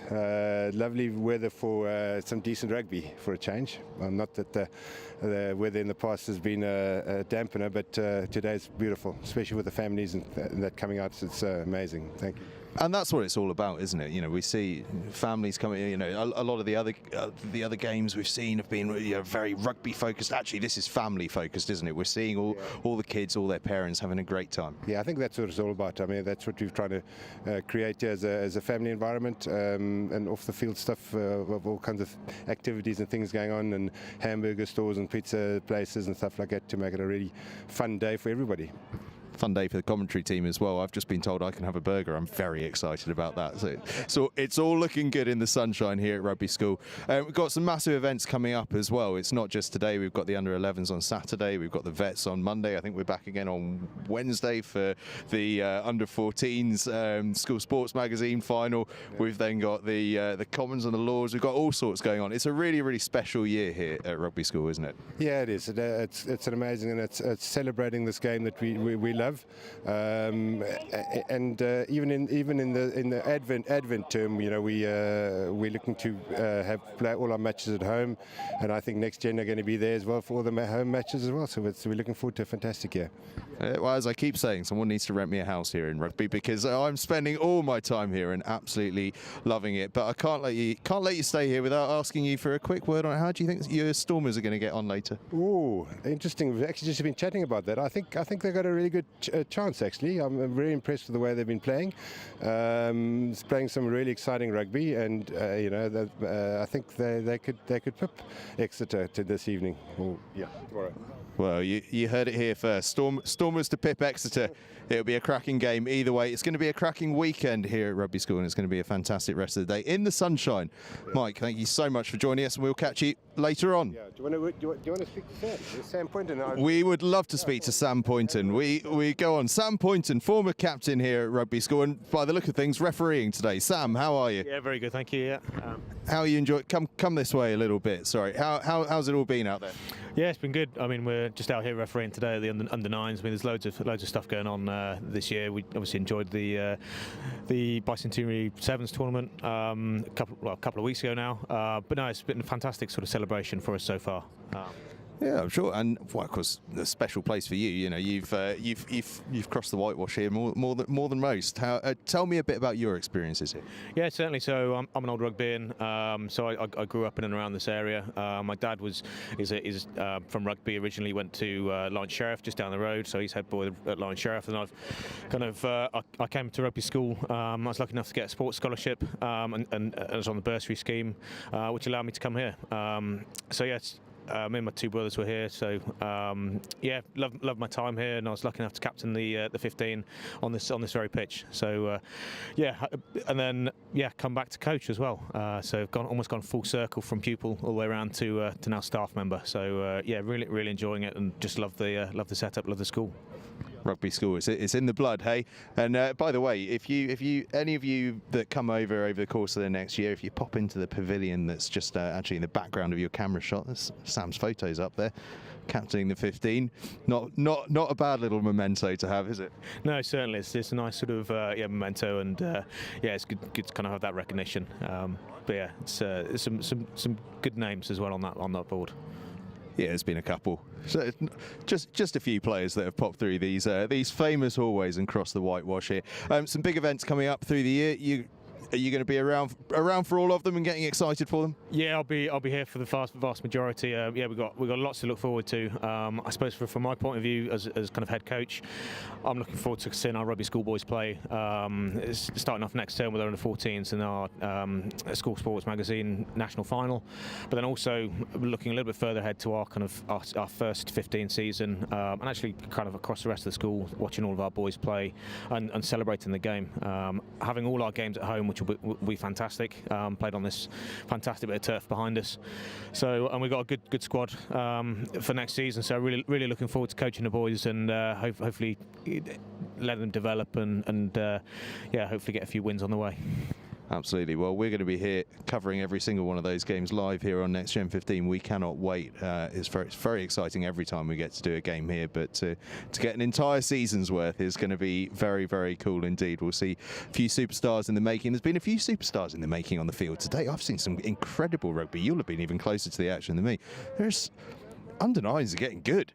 Yeah, absolutely. There's some lovely offloads, some fantastic sort of lines and running and stepping and footwork, all sorts. Yeah, it's great to see kind of literally the next generation coming through, which is brilliant. Lots of talent on show, and looking forward to seeing what we've seen more on show later on today. Absolutely, and there's been some brilliant finishes as well. I've been watching a couple of lads diving over in the corner, like Duhan van der Merwe against, who was it? Was it against France? He went over one-handed and almost bundled into touch. Absolutely incredible stuff. So we're going to see some great things. Sam, thank you so much for joining us. Looking forward to catching up with you throughout the year. But enjoy the rest of the day in the sun. Get the sun cream on. It's getting pretty tasty out here. Yeah, absolutely. We've had the weather for this weekend, so yeah, that's on our side. It's been brilliant. Nice stuff. Cheers, Sam. Cheers. Thanks very much. And so we're going to take a little bit of a break now. We're going to be back on with the action at 12:30. OBS 1 and OBS 2, Old BIGSIDE, this famous old pitch here on the close, split in two with action from 12:30 as we move into the afternoon session. Do come and join us for all of that here on Next Gen 15. My name's Sam Howells, and I was a student at Rugby School 16 years ago, between the years of 2006 and 2011.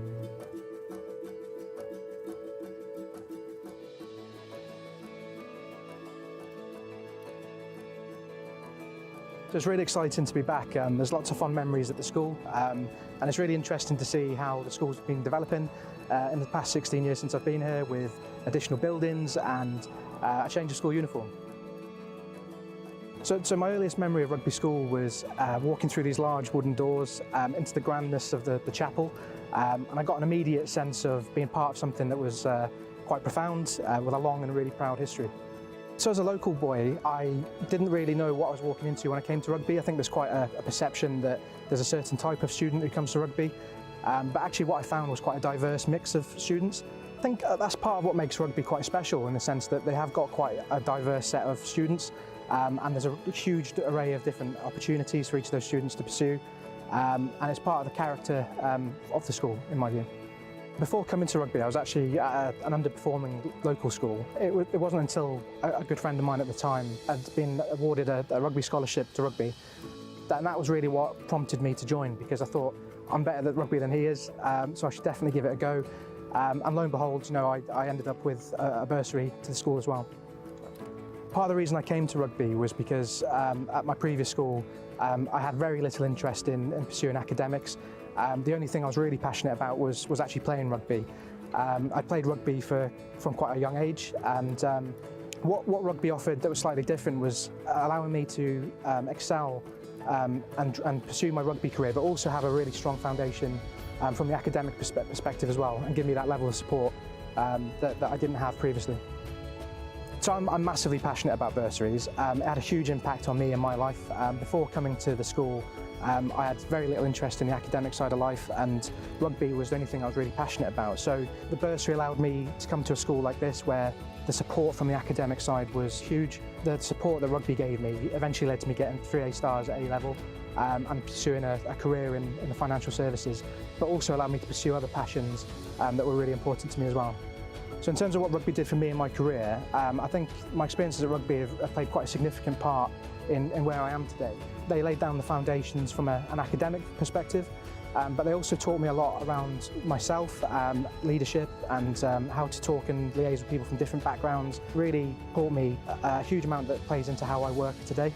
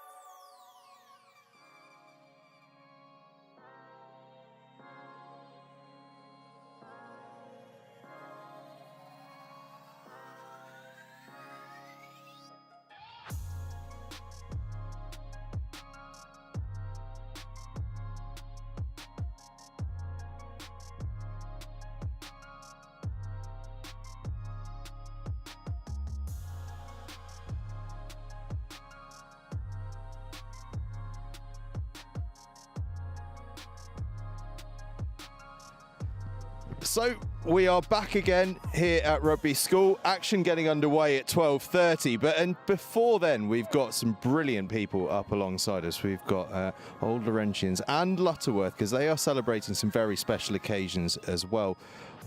Old Laurentians, 100 years. Well, in 2019 it was 100 years, David, wasn't it? But tell me a bit about that. You're finally getting to celebrate it now because, of course, COVID got in the way. Yeah, it's unfortunate about the pandemic, but we celebrated our 100 years here on the same pitch at Rugby School last weekend.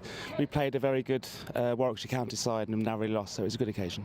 Fantastic occasion. Your daughter Meredith is playing today. Meredith, are you having a good time? Yes, a lot of fun because it's really good, like with all the sun, it's so like energetic. All of our team is having so much fun all together and we're just like having fun here. You echo my sentiment entirely, Meredith. I'm having a good time in the sun as well, although I've got to put a bit more sun cream on than you. It's true. And I had to put sun cream on. It's really like... hot. You're absolutely right. It's very, very hot. And David, tell me a bit about what's going on at the club this year to sort of bring those celebrations to light. Well, as I said, we played here, and it was a great day. The weather was good. We've got many things going on to celebrate our 100 years. It's just a very busy club and a lovely club to be around at the moment. Absolutely. Well, 100 years at Old Laurentians, 150 years at Lutterworth, and well, we've got almost the entire Lutterworth team behind us. They're all having a great time. Give the cameras a wave, guys. You're on screen. Enjoy yourselves. And Tara, holding the rugby ball here, is going to have a little chat with me. Tara, are you enjoying yourself out there? Yes, very much. Running in some tries. Is everyone having fun?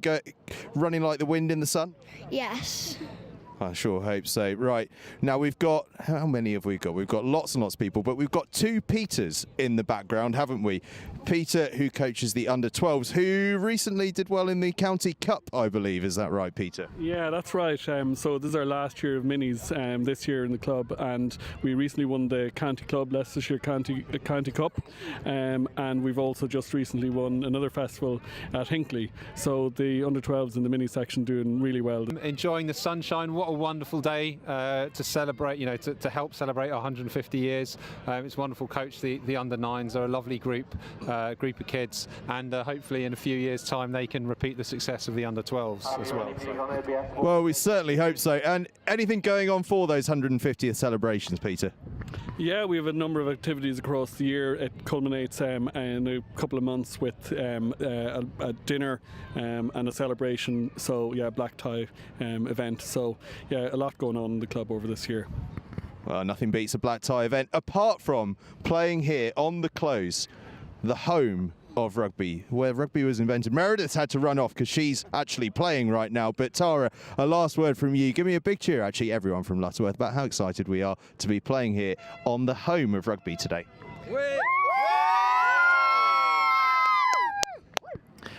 Well, they're excited. I'm excited. I'm running over now to OBS 1, where I believe Guildford are taking on someone that I'll tell you very shortly. We're heading over to OBS 1 to bring you the rest of the action here from Rugby School and 200 years. Right, you good?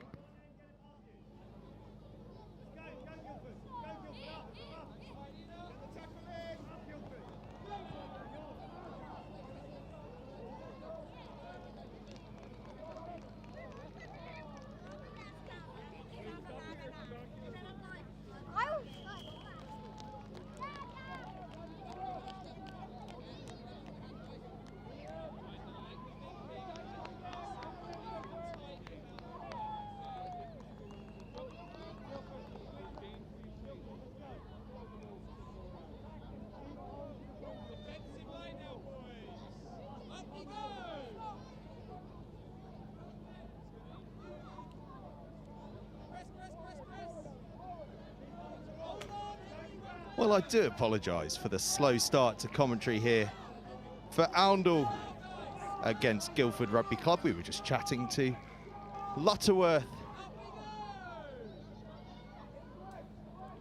and to Old Laurentians, who are celebrating 150 and 100 years of the game in their two clubs, and it's 200 years of the game here at Rugby School. Oundle have just scored a try, a lovely try it was too, by all accounts. They're in the black with the red hoop. Guildford in blue.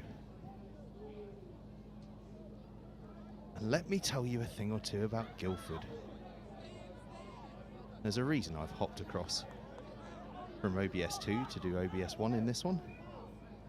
And that is because they are the great rivals of my nephew Sam Hockin, who plays for Effingham Eagles. So I'm here to scout the talent, and there's talent in the Oundle ranks. As Oundle score again, lovely rugby from Oundle. Oundle with 2 teams here today. But yes, let me finish telling you my story about the Effingham Eagles and Sam Hockin. Their under-7 section I've seen rather a lot of playing up against Guildford. So I'm here to scout what the under-9 section's got to do.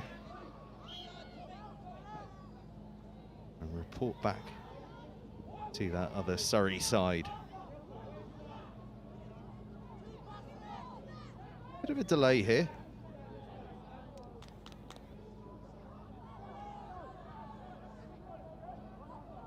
Back up and running. Oh, Blue Sox is showing a shimmy and a half there. Hugh Jones-like with those hips. Good tackling from Oundle.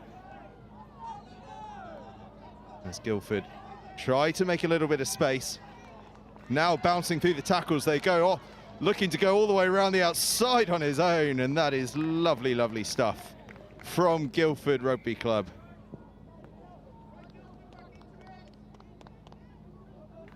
Well, the Effingham Eagles scouts will have taken note of that one.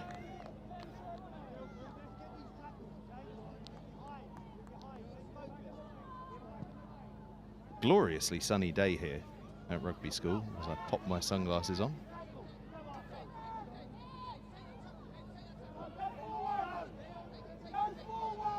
As I'm sure Wilf has been mentioning plenty here on the OBS 1 live stream.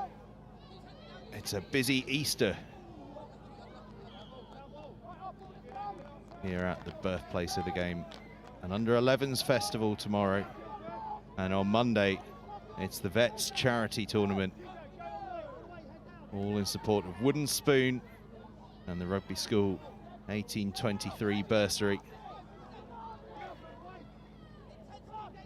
And you'll be seeing links throughout the day to both of those brilliant charities. And Oundle and Guildford appear to have set up a mall here, taking a leaf out of Ireland's book. Stays in Guildford hands though, and the try scorer for Guildford is away again. Powerful runner. Good instructions there from the scrum half. A high tackle, so we go again.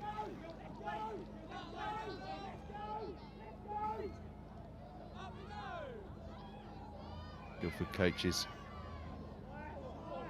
encouraging their team to play fast and enjoy themselves out here in the sunshine. As the half-time hooter goes, both sides getting across the try line in this first half.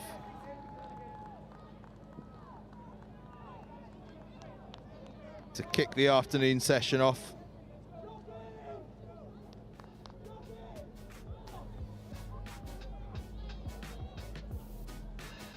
Half-time here at Rugby School.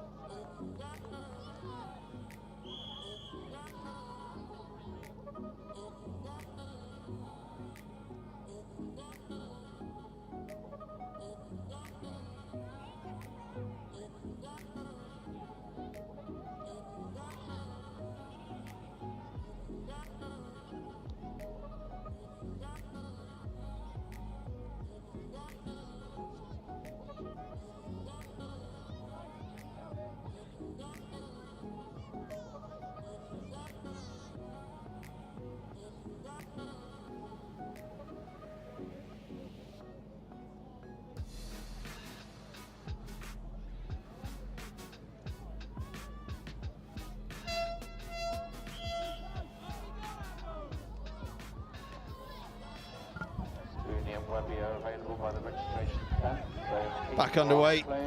Guildford against Oundle. Both teams with plenty of scoring in the first half.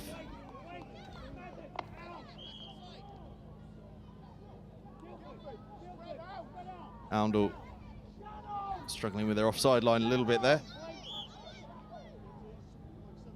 Guildford being implored to spread out a little bit. Here we go then. Referee's happy, players are happy. Off we go. Oh, and off we go in some style. Taking it into contact heavily, but how about that for some tackling from Oundle? Oh my goodness me. Fantastic tackling from Oundle. And again, oh, and then breaking through. Oh, he's left the ball behind. Oh no. Oh, everything right bar the finishing.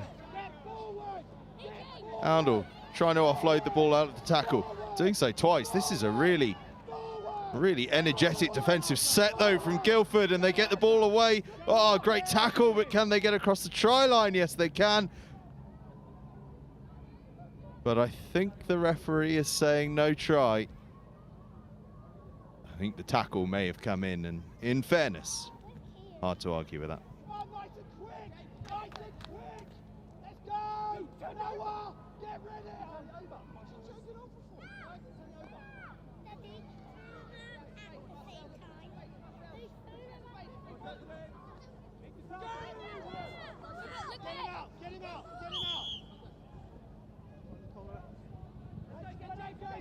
Oundle will have the line out. Well, in fact, they'll have a pass from 5 metres in field. No line outs in the under-9s. Little hitch kick into contact. Oh my word, the power through contact there. Gets the offload away through it. Now there's a bit of a foot race down this left-hand side, trying to scrag him towards touch, and just doing so. Fantastic cover work from Guildford, but how about that play from Oundle? The power and leg drive through contact, and then the ability to offload is just fantastic. Guildford have a bit of space on the left-hand side. They're going to have a little... Oh, the little goose step comes in. Oh, he's been watching Marcus Smith as the man on the Guildford left wing. Oh, that's a bit special. Ball spilled forward, but great play.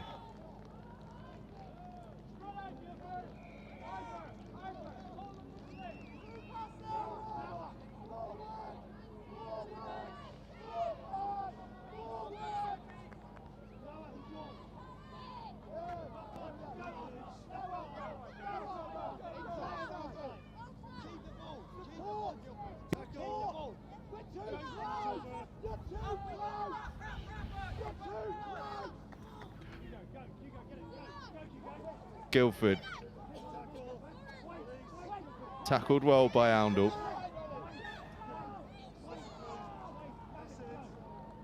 Bit of a delay. Scrum half taking his time over the pass. The referee says taking too much time. He was just waiting for his team to get organised, but took a little bit too long just to get that done.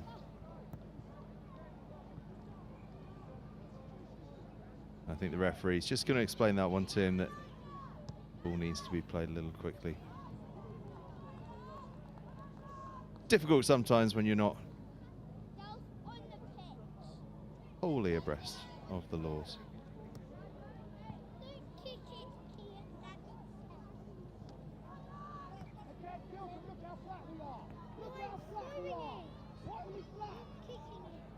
Guildford in possession then. I think the referee recognising that the player didn't quite know that law about getting the ball away fast, so allowing Guildford to have possession again, and they get possession again from a high tackle. Oundle's defence has been so competitive though, they're working so hard. Guildford, oh, that's good stepping, but again another big tackle coming in from Oundle. They are tackling so hard and so well, this Oundle side. Guildford having to work so hard for every yard, but they're making good yards.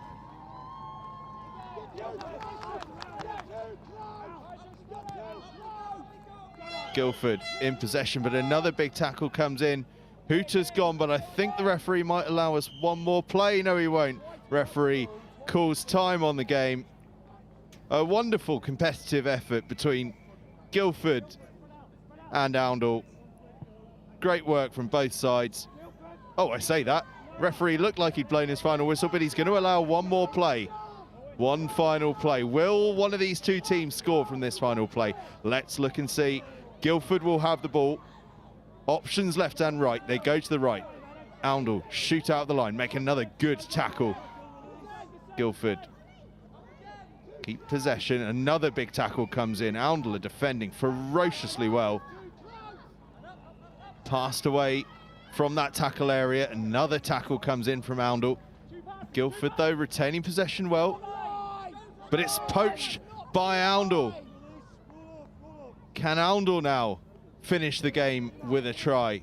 Well, it's actually really, really good tackling from Guildford. Bundle them over the dead ball line, and that's the game. A really, really even contest between two fantastic groups of young players here at Rugby School, celebrating 200 years of the game of rugby football. Up next, it's going to be Stoneygate against St Andrews.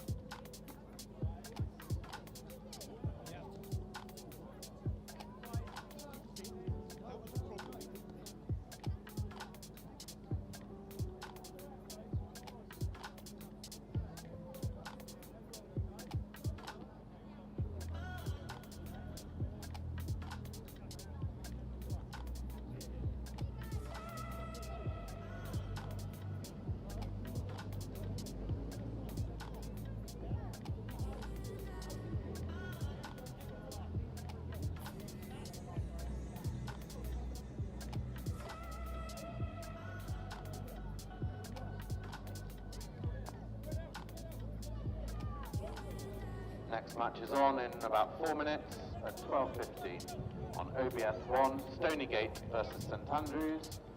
On OBS 2, Old Laurentians 2 against Lutterworth. On Pontines 1, Stamford against Barnstaple. And on Pontines 2, Shipston on Stour against Oundle.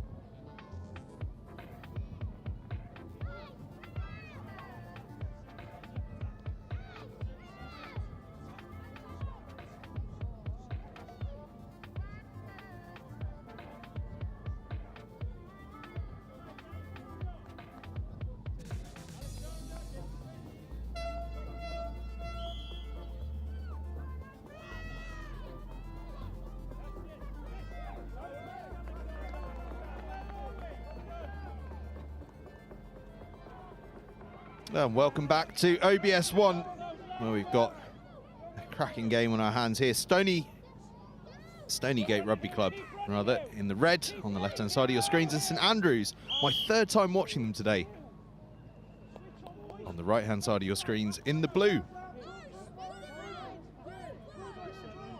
And St Andrews, one of the teams that have sent me a team sheet today, which is very exciting. We love team sheets. Stoneygate in possession at the moment. Those red and white hoops, reminiscent of Gloucester or Rosslyn Park. And scoring tries, reminiscent of Gloucester or Rosslyn Park as well as Stoneygate. Scorching into that right-hand corner. A great start from Stoneygate. And as I look over to the far side of the pitch, one of the Stoneygate coaches is wearing what I can only describe as one of the most fantastically old school Stoneygate shirts that you'll ever see. A classic, loose-fitting cotton number. The oldies are the goodies. St Andrews in possession.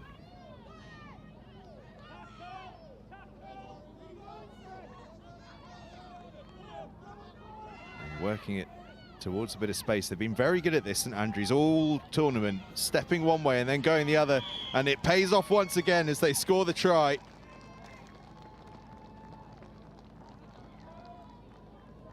Fantastic work. And I can tell you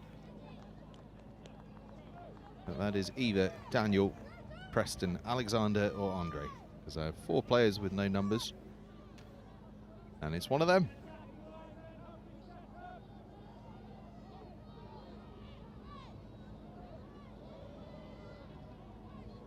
Great stuff to start this game off. A try for either side and some exciting play to get there as well. Little delay for a shoelace. We've got full complement of players on both sides, so off we go. Darting left and right. Oh, the hips are weaving this way and that from Stoneygate.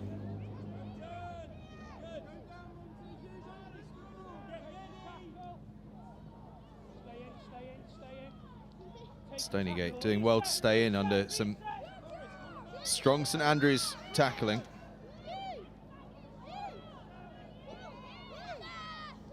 They're working really hard through the tackle there, but it's a good effort from the St Andrews tackler against a much bigger opposition player.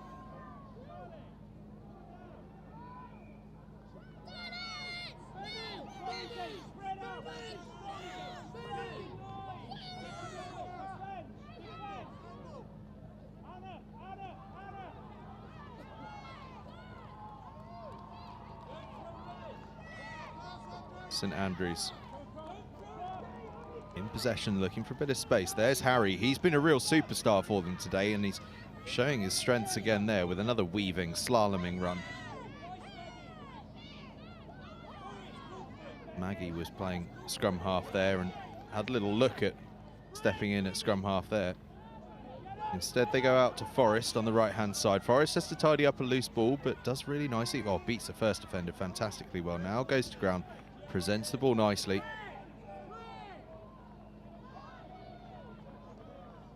St Andrews just need to get some of their players behind the ball a little bit.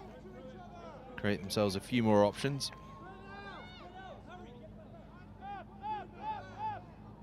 And that one spilled as they got just a little bit too flat, so Stoneygate will have possession from the tap in the middle here. Stoneygate in those red shirts if you're just joining us. And a big charge forward, and a big charge forward indeed. Could he get away for the try? Oh yes he can. Powerful, direct running from Stoneygate. And there's the half-time hooter. And we go in at the break with both sides scoring some lovely tries here in this first half.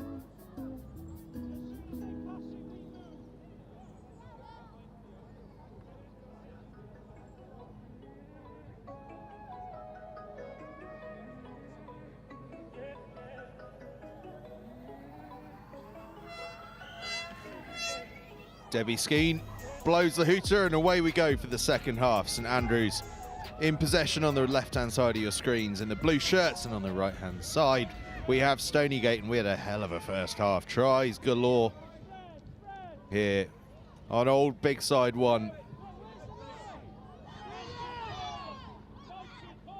The very birthplace of the game.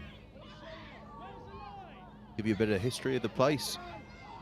The whole of playing fields that we can see around us are the close, this patch of land, the close. And it's split into two pitches, Old BIGSIDE, Pontines. And today your live streams come from an Old BIGSIDE pitch which has been split in half due to the younger age groups, giving more players a chance to play on this famous pitch that the Rugby School 15 strut their stuff on. High tackle comes in. So St Andrews and Forest will have possession. Forest moves it to Harry.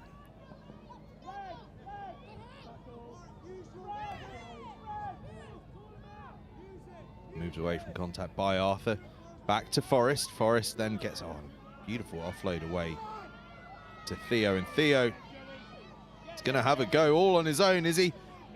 Tackled into touch just at the last. But a great run from Theo. Almost earning his side a try.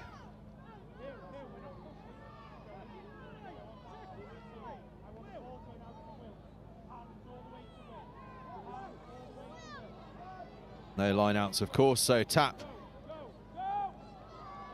for Stoneygate. Stoneygate, a little blind pass there from the man in the middle. Works nicely as well. His team retain possession. Hard running through the middle they go. They had success with that earlier on in the first half. This time, St Andrews wise to it. Meet with a strong tackle.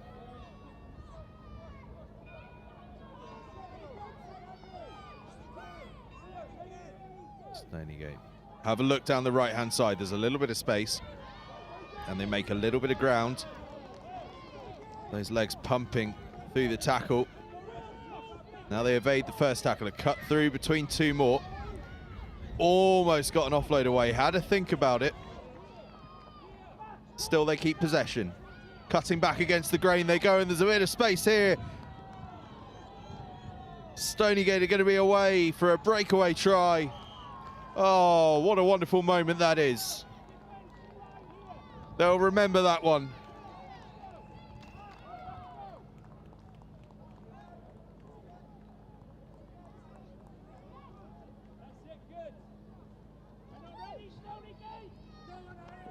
Oh, St Andrews looking to bounce back fast. Harry just tackled. No mean feat from Stoneygate to bring him down. He's so elusive all day. Has it in possession again. He's just going to have a little wander through the middle. Presents the ball nicely for James. James onto Theo. Theo still going. He has that ball presented now for James. James gets it to Ruben. Ruben, oh, he stepped inside really well. Just 5 meters out now, but it was spilled forward. And Stoneygate will have possession.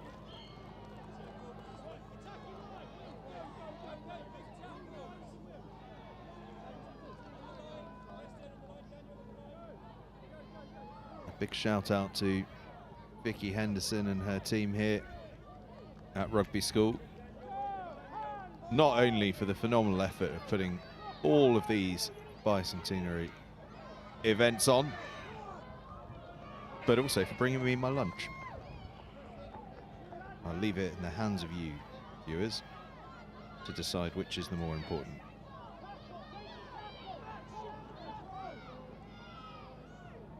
Somehow I suspect a battle I may lose. But it really has been the most incredible opening 4 months of the year here at Rugby School, starting with the Global Pass back at the beginning of the Six Nations, through the England versus Wales under-18 women's game,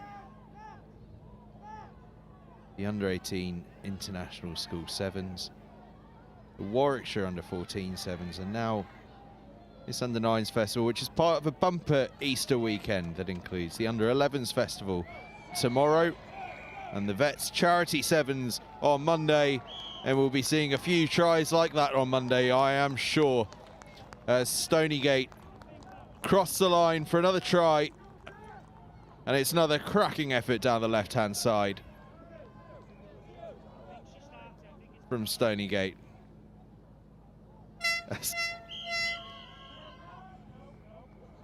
The referee looks over to Debbie Skeen to find out if that's full time. I think she was changing the gas canister on the hooter. But it's gone off now. And a fantastic game between Stoneygate and St Andrews comes to a close with that try, the final play of the game.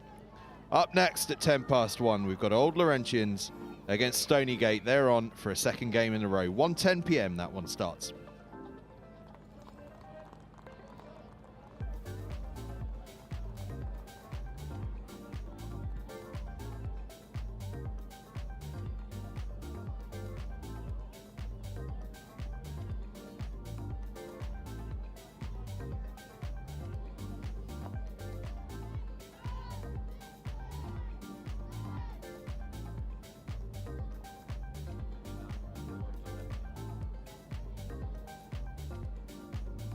The next round of matches at 1:10 on OBS 1 we'll have Old Laurentians against Stoneygate. On OBS 2, Luton against Shipston on Stour. On Pontines 1, Oundle 2 against St Andrews. And on Pontines 2, Colville against Lutterworth. A reminder to those teams that are just going off having played and have got a rest break. If you head over to the registration tent, there'll be a team photo there with Webby and Spoonie for you.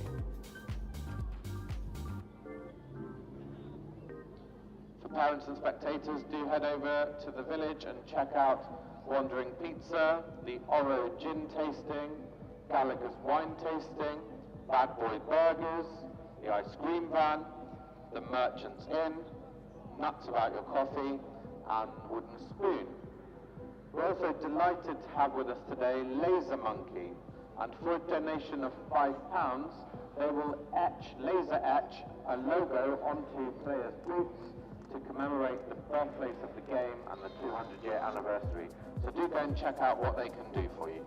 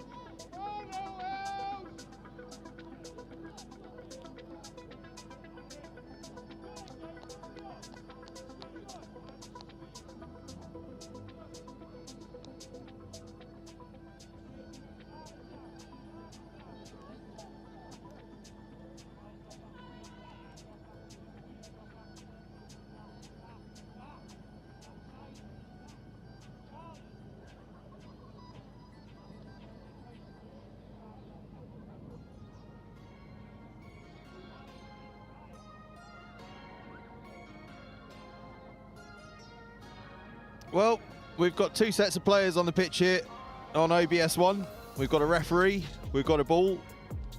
All we need is a hooter.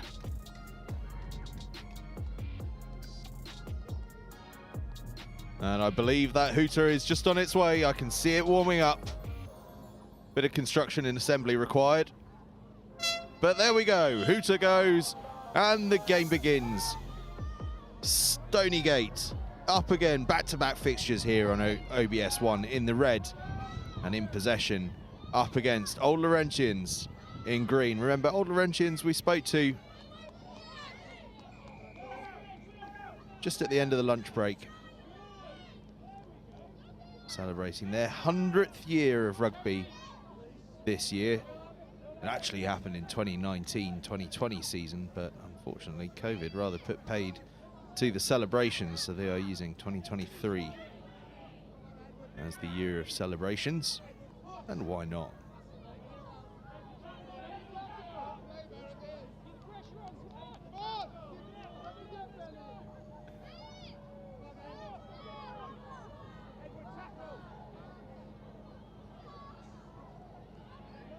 Meredith there,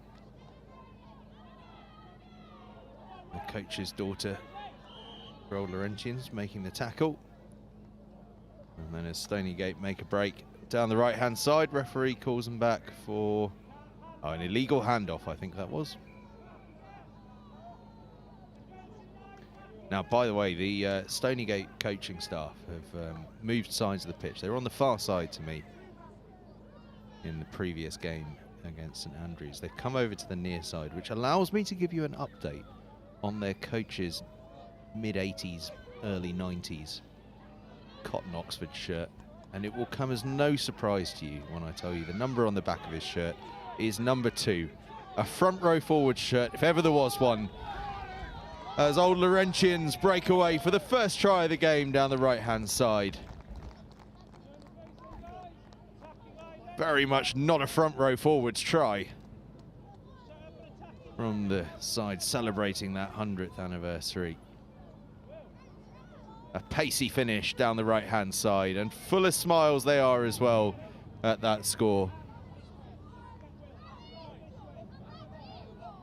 Eyes beaming up at the big screen as they look to spot themselves on it. Stoneygate tried to get the offload away, didn't quite work. It's unlucky. It was a really good effort. And now there might be a bit of space on the right hand side for Old Laurentians. Good tackle actually from Stoneygate. Into the hand. I got a headband here. I love that. And a headband with some skills alongside. Oh, we're going to have it called back. It was a foot in touch. Oh, what a shame.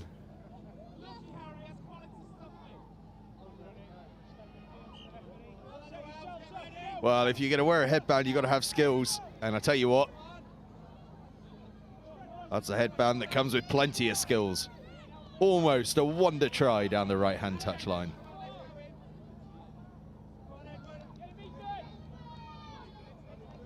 Down the right-hand side now for a wonder try of their own goes Stoneygate. Oh, that's a great try. We're being treated to some really lovely rugby here at the birthplace of the game. Super, super stuff.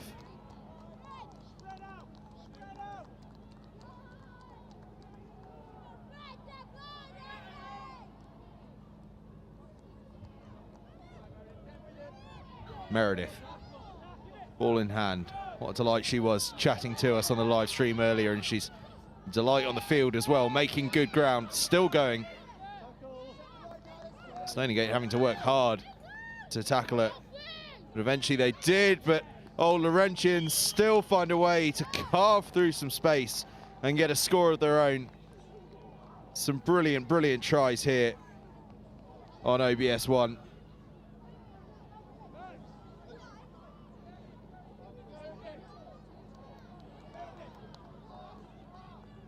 Rugby in the sunshine at the birthplace of the game.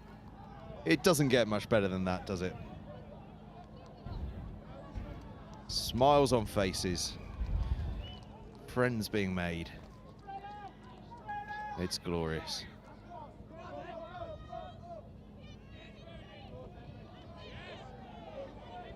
And I can see to my right-hand side that the organizer of all of this brilliant occasions, Ricky Henderson, has just popped her head into the NextGen15 van. So it's only appropriate that we embarrass her by giving her a shout out on the live stream for all of her incredible efforts throughout 2023. And we're only 4 months in, there's a lot more to come, including over the rest of this weekend with the under-11s tomorrow and the vets on Monday as Old Laurentians and Meredith go charging forward. The hoot has gone, but could they finish with a flourish? Oh, yes they can. What a way to finish here on OBS 1 for Old Laurentians. A lovely try to finish things off here.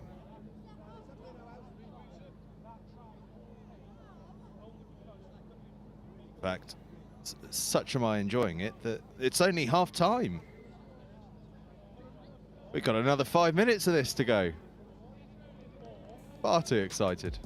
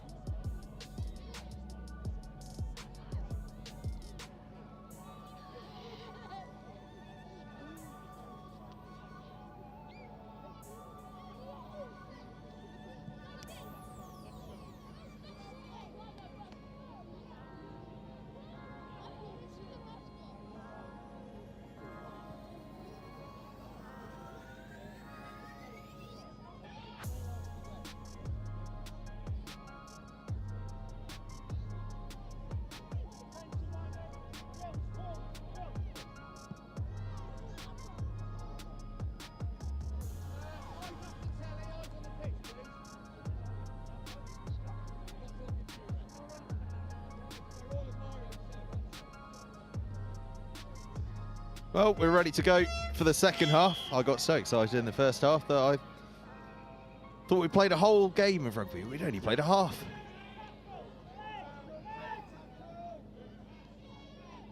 So we carry on here. Old Laurentians in green in possession.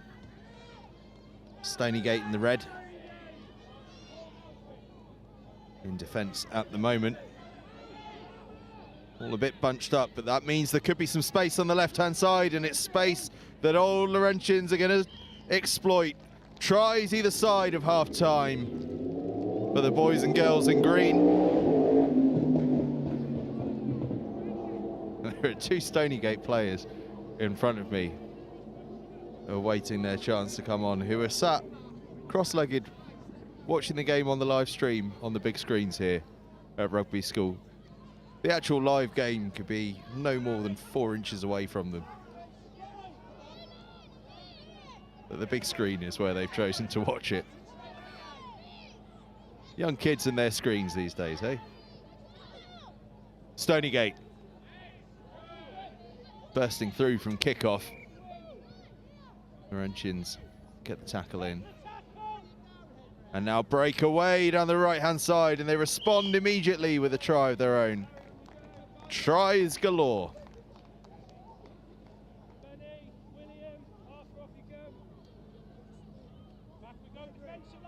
See the replay here. It was good pass out of the tackle, and that left the space out on the right-hand side. Everyone had bunched in to try and get that tackle made. And when the ball was just popped clear from the tackle, there was space. And there's space here, straight from the kickoff for Old Laurentians.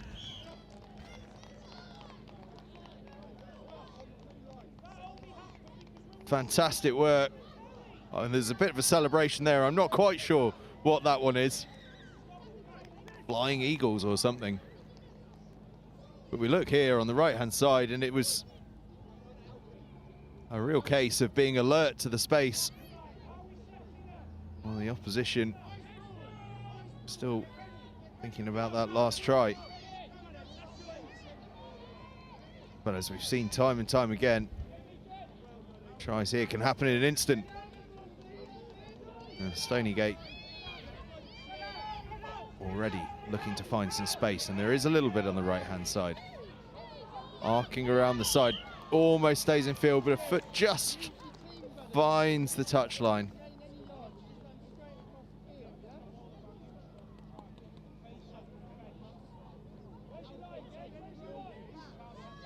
So, Old Laurentians have the ball. Running backwards to go forwards, and then going forwards in some fashion across the halfway line. Still going. Eventually brought down by Stoneygate, but Old Laurentians are on the attack. Oh, there was space left, but they've gone right, but there could yet be space right. Ball just spilled, was it? No, referee says we're okay. I think Old Laurentians were waiting for a whistle there.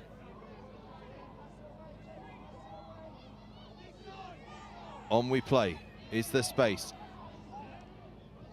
Big, powerful running. Attempting to make the tackle, but not quite able to. And Old Laurentians across the try line. It was a fantastic effort at a tackle from the covering Stoneygate player.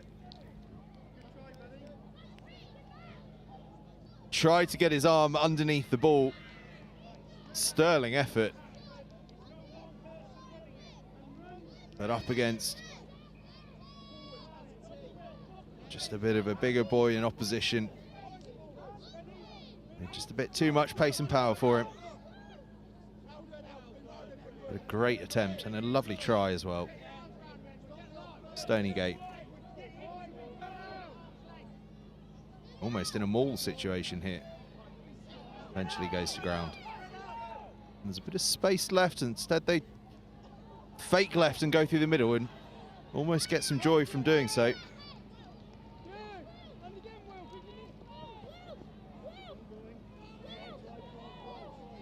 On the charge, driving and driving forward with the legs. Go Stoneygate.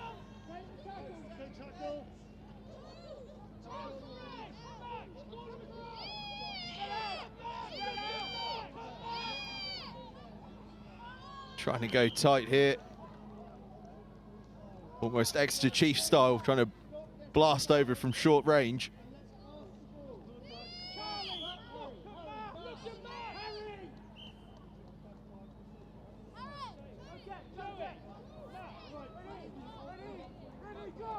Stoneygate. Get over on the right-hand side. And score a try, and just as they do that, the hooter goes. So it's all over here between Stoneygate and Old Laurentians. Up next at 1:30, we've got Oundle 2s against Barnstaple. But before that, join me in just a couple of seconds for a chat with Wooden Spoon.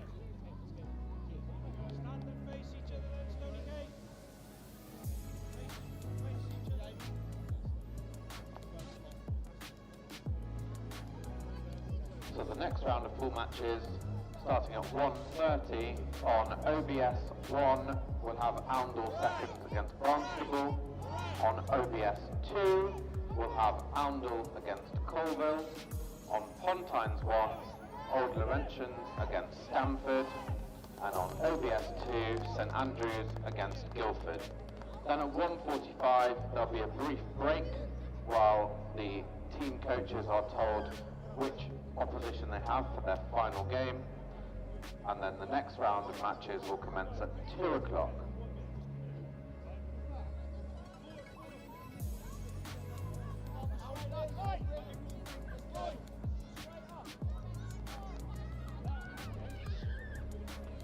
Could we kindly request that spectators spectate from the sides of the pitch and not from the ends of the pitch? So if we could ask you to move round from the back of the pitch, please, around to the side, we'd be really grateful for your help. Thank you.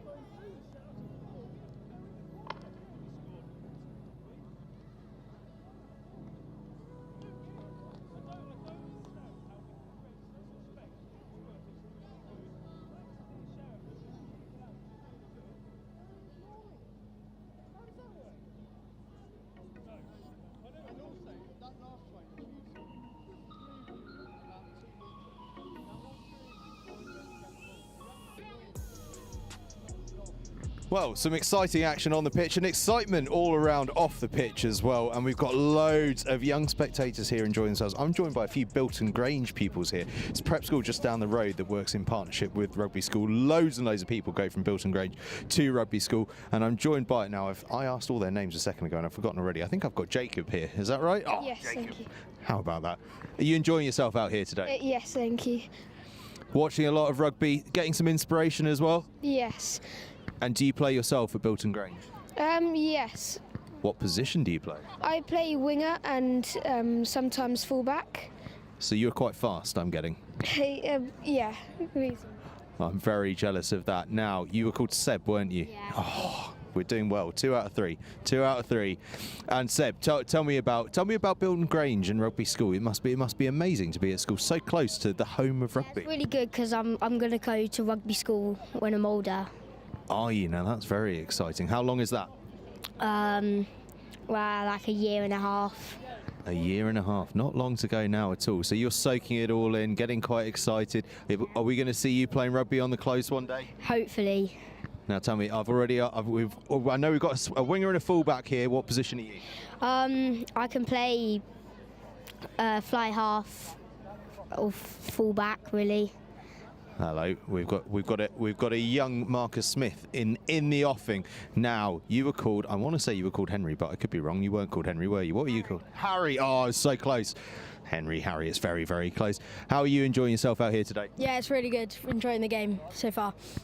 Seeing some rugby out there, getting some tips from out there that you might bring to your own game as well? Yeah, definitely. Always improving, definitely. Absolutely. And, well, you know the question I'm going to ask you. What position do you play? Scrum half. Scrum half. So hang on. We've got 9, 10, 15 / wing. I can play a bit of scrum half. Oh, are you two in competition with each other? Well, we kind of play the same position. We kind of switch around at school. I like to hear that. Well, I'll tell you what. We've got quite the team forming here. Are you here all afternoon? Should be, yeah. Excellent. Well, Exciting. it certainly is going to be exciting. Enjoy yourselves out here in the sunshine. Enjoy the next few games as well, because there are some very special ones coming up. And we will see you here on the close in what, 5, 6 years' time? Yeah. Hopefully, yeah. Perfect. Thank you, boys. So, some of the future stars of Rugby School there, we hope. That'd be nice, wouldn't it? Imagine if we come back here in 4 or 5 years' time and we see these lads lining up at 9, 10 and 15 for the 15 here at Rugby School. And we're going to be speaking to Wooden Spoon pretty soon, I believe. But in the meantime, I'm going to have a little chat with you about what's been going on here today, because we've seen some wonderful rugby here on the close. Old BIGSIDE and Pontines, the two main pitches here on the close where the game was born. Both pitches split in half, so the maximum amount of people get to play on the live stream on Old BIGSIDE, where the Rugby School 15 play Old BIGSIDE 2. In fact, if you join Old BIGSIDE 2 right now, you'll hear Wilf Kemsley in commentary as Oundle take on what looks to me, I couldn't tell you who that is from this angle. Meanwhile, over on OBS 1, we've got a cracker coming up that I'll be in commentary on in just a second's time, once we've spoken to Wooden Spoon. No, after the next game. So I'll catch up with you then.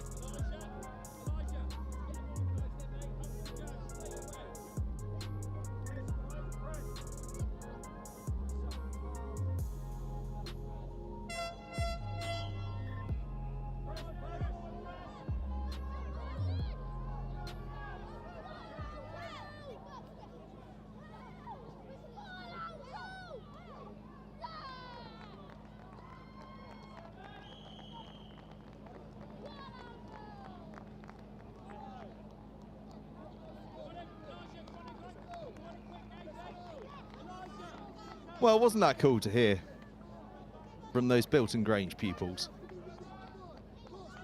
Future stars of Rugby School. But stars on the Rugby School playing fields at the moment are Oundle 2s and Barnstaple. Barnstaple are in red, Oundle 2s in black. And Oundle, as you just saw, scoring a lovely try. That interview with Wooden Spoon, by the way, coming to you after this game. Wooden Spoon, key charity partners of all the Bicentenary events here at Rugby School.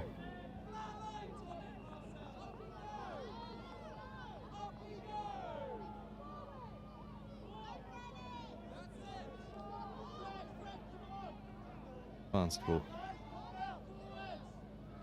trying to find some space on the right hand side. It's a great tackle from Oundle, and we saw that in their earlier game, didn't we, against Guildford. The Oundle tackling is just outstanding.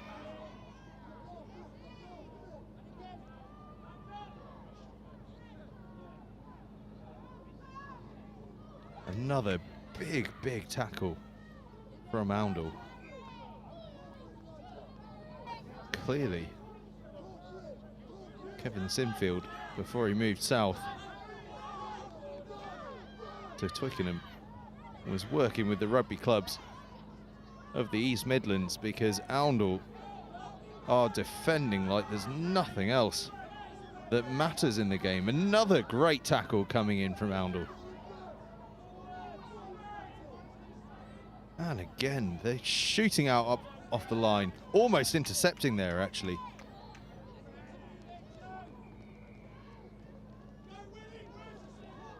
Just fantastic to see. Such commitment. But Barnstaple deserve huge credit for, despite that defence, managing to hang on to possession, play through the phases, and if they can find a bit of space, they could score, and there could be a bit of space on the right-hand side. Cover tackles come in, but across the try line they go. Great work from Barnstaple. So patient in the face of such relentless defence. And as they moved from left to right, so that space opened up, and just enough pace to get through and score the try.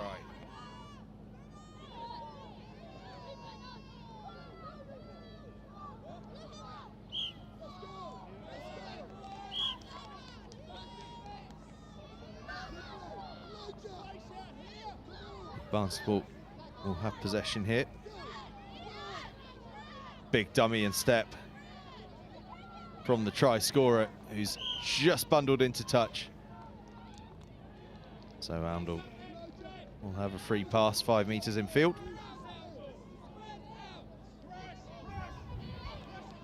And a free pass that they're going to look to exploit. Is there a bit of space down the left-hand side? Evades the tackle, steps back inside. Stays in field as well, but the ball just spills loose. It's unfortunate. It was good play up until that point. Now Barnstaple get an offload through tackle. That's the second time the young girl in the blue scrum cap has managed to get an offload out through the tackle. Clearly a key part of her game, but Oundle, a key part of their game, is exploiting space, and they score on the right-hand side. A wonderful try, and Barnstaple are in absolutely... Well, they're absolutely rushing, sprinted back after that try to get the game restarted, clearly in a hurry. They want to get the maximum playing time possible here on Old BIGSIDE.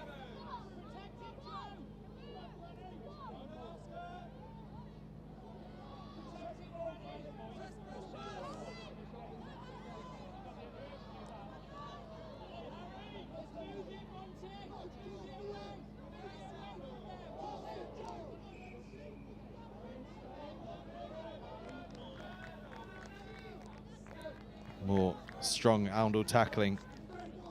Sees them drive Barnstaple into touch.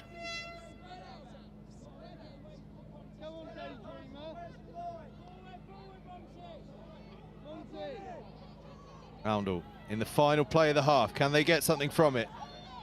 Working really hard to get up almost to the halfway line. Fast ball as well. The 15 now steps back the other way. Now steps inside. Oh, he's got feet like Phil Bennett. Unbelievable. Still going. Oh, just into touch. Glorious running though from the Oundle 15. Wizardry. I wager we'll be seeing a bit more of him as the years go on. We head into half time then in this cracking contest between Oundle and Barnstaple. And after this, we've got another one of those breaks, a 20-minute break before those cross-pool games. 2 of those at 1:50 and 2:20 before.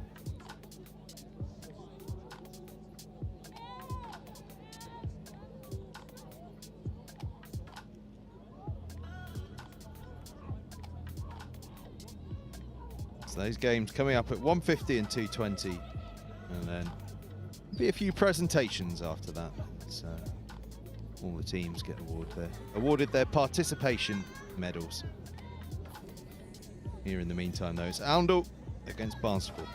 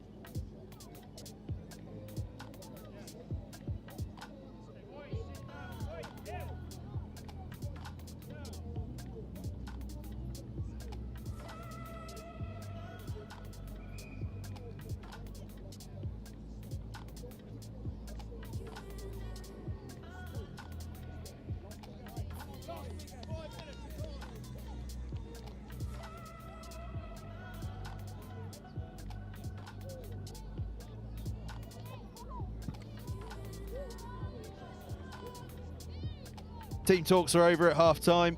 Both sets of players just organising themselves on the field. And we now await that famous hooter, and there it goes. Barnstaple in the red, get us kicked off. Oundle in the black, defending against them, and defending with real enthusiasm have this Oundle side been. If there are prizes being given out for the best defence of this competition, then Oundle will deserve those prizes. Their commitment in defence and enthusiasm for it has been absolutely fantastic. And number 19 here for Oundle is showing all the hallmarks of a future open side, an appetite for work that is almost unmatched. Barnstaple, though, they've shown some real moments of genius, haven't they? All day, some glorious moments. This man in particular, the number 11. Probing down the left. Now they look to move it to the right, and then look again to the left, because there could be some space. Look who it is making the tackle, though.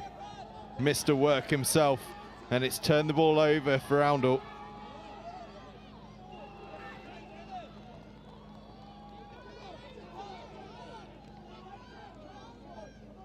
Mazy running from Oundle.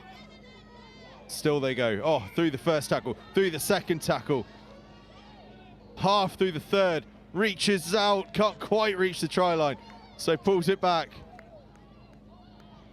Oh, by the time he's an under 10, he'll be able to reach that. But his team still get themselves across the line. Glorious running from the 19. And then finished off by the 6. And Barnstaple, well, as has been their want all day, sprinting back to the halfway line after the try to try and kick things off fast, and doing so, and almost away they were, but just spilled as they got tackled.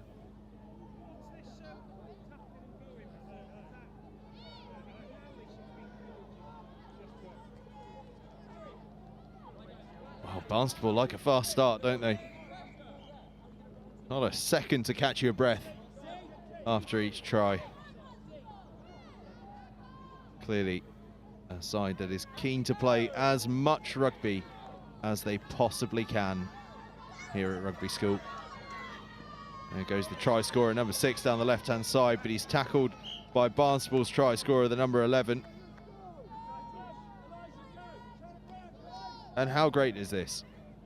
Below me, Stoneygate RFC, who played back-to-back games before this one, and they've stayed pitch side to soak in this game, and that's what this is all about, really, isn't it? Players from different schools, different areas, sharing in the experience and the joy of simply being here. Quite fantastic to see. Bit of a bump for the number 6, unfortunately, but as though he's got a relative trotting around the backfield to be able to make an assessment for him. And there goes the 19 again for Oundle. Well, it's under 9s and it's not about individual superstars, but I dare say that the Oundle number 19 is a player to keep an eye on. An open side flanker in the making, if ever there was one. Barnstaple, well, they've got a few players in the making as well, and they've got a chance here to have a little run. Oundle were offside. There'll be a free play on the 10-metre line here for Barnstaple.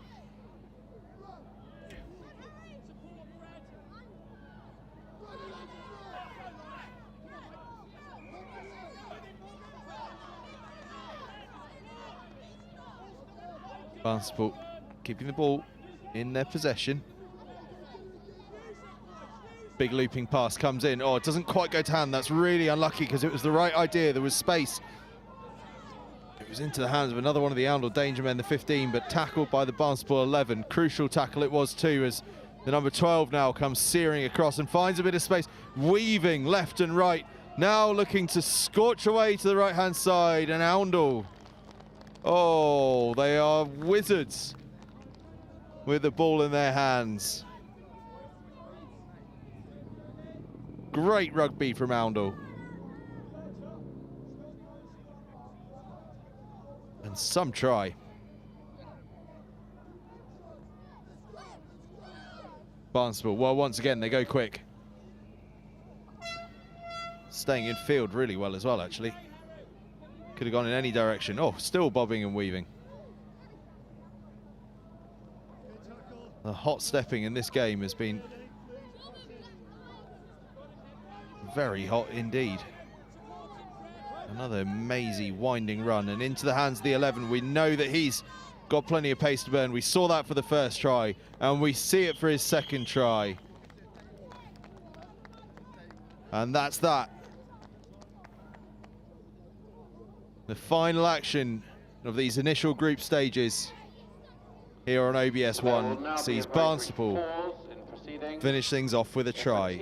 Up next, a quick chat with Wooden Spoon before we move on to the second group stages, the cross-pool fixtures. Back with you in just a few seconds. One round will commence at 2 o'clock and the next round will commence at 2:20. So Debbie and Simon will let you know who you are playing if one team coach or manager could head over to the registration area. In the meantime, parents and spectators, do avail yourselves of some coffee from Nuts for Your Coffee. Head to the ice cream van for a nice bit of dessert after your Bad Boys burger or your Wandering pizza. Do go and visit the Oro Gin Bar, where they are mixing gin and tonics for you, free of charge, to try our 1823 Old BIGSIDE gin, made specially for the 200-year celebrations. We also have our Merchants Bar Marquee and Gallagher's Wines, selling lots of lovely tasting wines this afternoon. Our Wooden Spoon partners are here. Do go and chat with them about what they are doing over there. We also have Laser Monkey, who are able to, for a donation of £5, laser engrave a lovely 200-year celebration logo onto players' boots. So do go and check them out.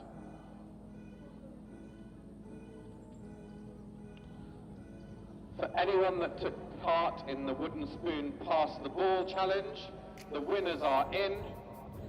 So for the adults, the winners are Tayo, Edward, Will and Jamie. And for the kids... So I'm joined here by Sarah from Wooden Spoon. Sarah, lovely to have you here, and what a glorious occasion. Very, very lucky with the weather, and the children have been exemplary with their behaviour, and the rugby's been outstanding. It certainly has. And Wooden Spoon partners throughout this bicentenary year with Rugby School, but a special year as well for Wooden Spoon, isn't it? Am I right in thinking it's 40 years? Right, so it's our 40-year anniversary, and it's obviously 200 years of the Rugby School, so the partnership's a perfect time for us and for them. Absolutely is, and of course you guys are working together all year, but Monday is the day I want to hone in on with Wooden Spoon, because we've just been chatting before, we were chatting on air, and the vets are coming on Monday, and it's going to be hard work for them. There's a few boys there that haven't played for a while, but crucially, a key part of that tournament is it's not just what you do on the field, it's about the fundraising as well. The winners of the competition will be the team that has won the games and also raised the most money, something along those lines. That's a really fantastic initiative though, isn't it? That's right. So with all of our vets initiatives now, we have a dual system where, as you say, it's not just on the pitch, it's off the pitch, and the fundraising is an absolute key element of it. But what we've actually found with the vets as well is it's not just about the kids and the charity. We are absolutely helping with the chaps and ladies that play and giving them a whole new platform and friendship groups. So it's a really important movement for us, and it's really good succession planning into the charity, giving it some strong legs for the future. You certainly are, and I'm going to ask you a little bit more about Wooden Spoon in detail, but I've noticed that you have an actual wooden spoon with you, so I've got to ask you about this. Talk to me about this. Sure. So one of our initiatives this year has been with the Lasser man, and he laser etches everything into wood. So us being Wooden Spoon, a lot of it ends up being spoon shaped, but today they're doing, and all over the weekend, they're doing laser etching into the children's boots if they want a memento of the day, and lots of other different souvenirs that they can take away. Well, I may have to take something along in a bit then and get something. I don't know what I want laser etched, but I know I want something laser etched. Wooden Spoon, the charity, though. Before we go back to the rugby, let's talk a little bit about Wooden Spoon, the charity, what you're raising money for, how people can find out more about you and where they need to go. So we are the Children's Charity of Rugby, and what that means is the rugby fraternity comes together. We are the rugby family, as everybody in rugby knows, and we raise money for children and young people that are disadvantaged, facing disabilities and disengaged from society. So it ranges from wheelchair rugby right the way through to hospice care, right the way through to sensory rooms, sensory gardens. So we try to be really responsive and responsible where the need is across the UK and Ireland. Certainly are, and they're fantastic people at Wooden Spoon. Anyone who's involved in rugby knows about Wooden Spoon. I've been following what Wooden Spoon have been doing for years and years. I guess the crucial thing is social media handles and things. That's the easiest way for people to just work out where to go, and I presume it's, well, you'll tell me, it's at Charity Spoon and then woodenspoon.org.uk. There we go. Absolute pro here. Right, the rugby is about to get underway, so we're going to head over to that very shortly. But just a few thoughts in general about what's going on here over the course of this year. It's quite an incredible occasion, isn't it, all throughout the year? Definitely, and I think it's a really lovely platform because, you know, we have a lot of children here that have predominantly privileged lifestyles, and privileged in the sense that they have food on the table. They don't have to worry about their caregivers, and it's really nice when they are raising funds for children that have those real social and economic problems that they face every day. So I think it's been a brilliant initiative. I can't wait to see what the rest of the year brings, and I think it's going to be a really good weekend. Certainly will be, and I tell you what, if the sunshine stays out, even better. It's lovely. Thank you very much for joining us, Sarah. We'll go back to the rugby just now, but do get in touch with @CharitySpoon, woodenspoon.org. That's where you're going to find out everything you need to about Wooden Spoon, who are going to be here throughout the year here at Rugby School. My name's Sam Howells, and I was a student at Rugby School 16 years ago, between the years of 2006 and 2011.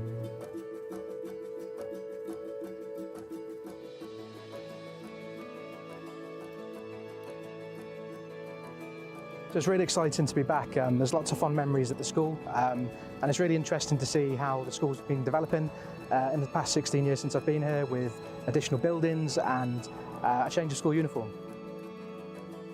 So my earliest memory of Rugby School was walking through these large wooden doors into the grandness of the chapel, and I got an immediate sense of being part of something that was quite profound, with a long and really proud history. So as a local boy, I didn't really know what I was walking into when I came to rugby. I think there's quite a perception that there's a certain type of student who comes to rugby, but actually what I found was quite a diverse mix of students. I think that's part of what makes rugby quite special, in the sense that they have got quite a diverse set of students, and there's a huge array of different opportunities for each of those students to pursue, and it's part of the character of the school, in my view. Before coming to rugby, I was actually at an underperforming local school. It wasn't until a good friend of mine at the time had been awarded a rugby scholarship to rugby, and that was really what prompted me to join, because I thought, I'm better at rugby than he is, so I should definitely give it a go. And lo and behold, you know, I ended up with a bursary to the school as well. Part of the reason I came to rugby was because at my previous school, I had very little interest in pursuing academics. The only thing I was really passionate about was actually playing rugby. I played rugby from quite a young age, and what rugby offered that was slightly different was allowing me to excel and pursue my rugby career, but also have a really strong foundation from the academic perspective as well, and give me that level of support that I didn't have previously. So I'm massively passionate about bursaries. It had a huge impact on me and my life. Before coming to the school, I had very little interest in the academic side of life, and rugby was the only thing I was really passionate about. So the bursary allowed me to come to a school like this, where the support from the academic side was huge. The support that rugby gave me eventually led to me getting 3 A stars at A level, and pursuing a career in the financial services, but also allowed me to pursue other passions that were really important to me as well. So in terms of what rugby did for me in my career, I think my experiences at rugby have played quite a significant part in where I am today. They laid down the foundations from an academic perspective, but they also taught me a lot around myself, leadership, and how to talk and liaise with people from different backgrounds. Really taught me a huge amount that plays into how I work today.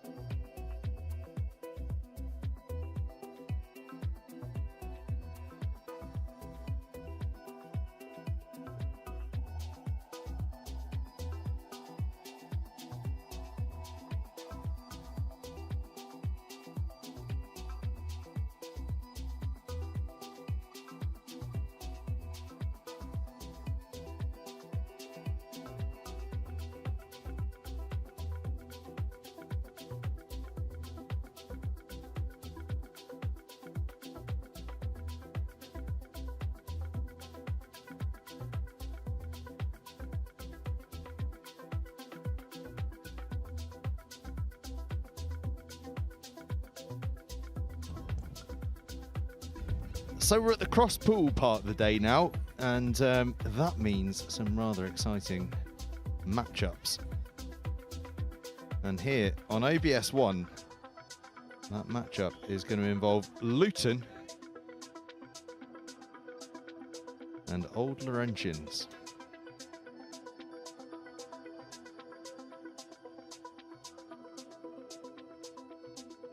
Which should be a fantastic matchup. We spoke to Old Laurentians earlier, you might remember. It's their 100th year of rugby union, or at least it was in 2019, but they didn't get the chance to celebrate that due to COVID. And now that the world is back in full working order, they're celebrating this year. Now, they're both in very similar kits, you may notice, both in greens. But on the left-hand side of your screens, kicking off, it will be Old Laurentians. Green with the golden socks we'll go with. And on the right-hand side of your screens, in what we'll call Leicester Tigers kit, our Luton Rugby Club. And It's the coach's daughter, Meredith, that's off and running for Old Laurentians. A super start for them.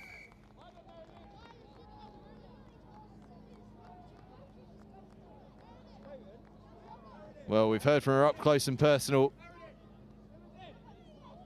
Now we see her strut her stuff on field and a good celebration to go with it. And why not? Look at this try.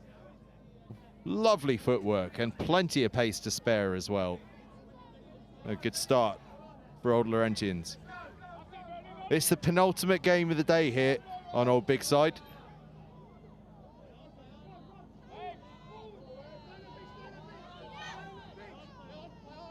Big day it's been. They're coming to a head now.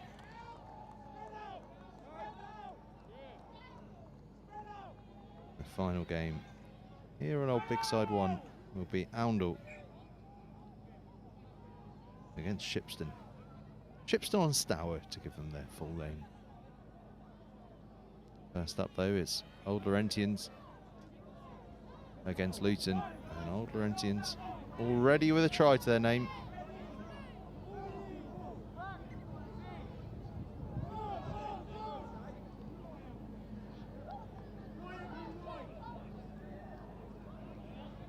Ball bounces loose, goes the way of Old Laurentians. Offload through the tackle, that's really impressive work, and it allows them to make an extra 5 or 6 meters there. Scrum half passes it to Meredith, the try scorer.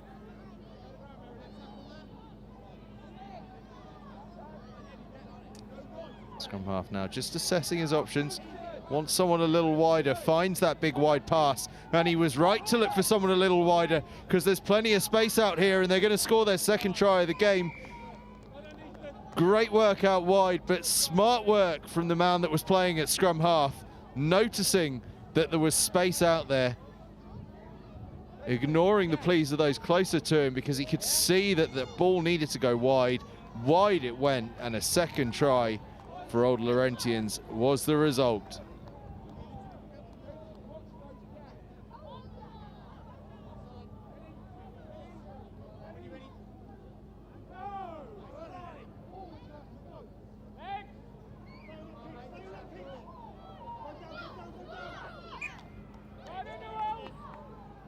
Luton just taken out into touch.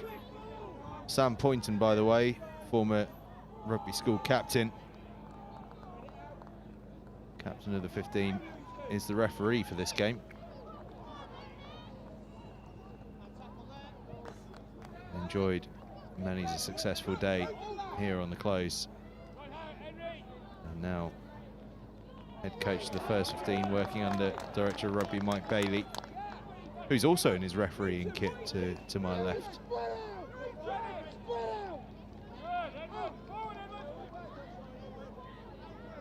I doubt there'll be many arguing with any of Mike Bailey's decisions, the former South African pro player. Laurentians in possession, looking for a third try. Meredith takes it in. Again, they look to the sides for some space and cross the whitewash. And those are the times where they've looked their most threatening, is when they spot that the game has got very bunched up and they can see some space out wide. And when they move the ball to up width, they look incredibly impressive, this Old Laurentians side. Luton jogging forward towards the line though. They're keen to get a move on with this one. Enjoying their rugby out there.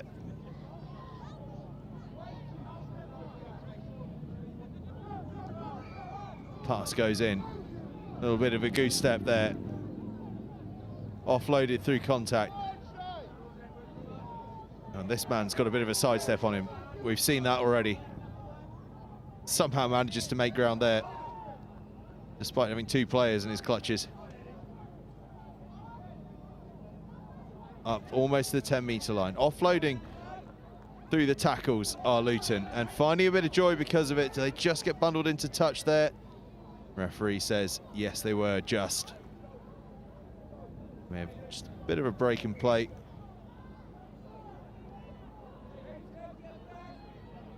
One of the Old Laurentians players picking up a knock, but nothing too Ain't too bad on his feet.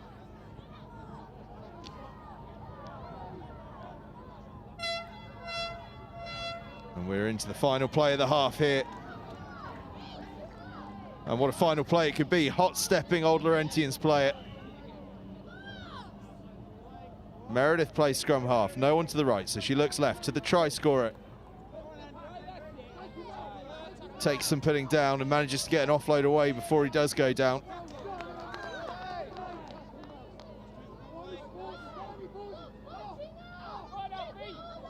Space to the left. Scored one already. Oh, he's going to score a second. What a last couple of minutes he's had, and that is a fine way to go into the halftime break. A lovely finish there. The old windmill arm coming out as he stepped inside and gets across for his second try of the game. Second half coming up very shortly between Old Laurentians and Luton.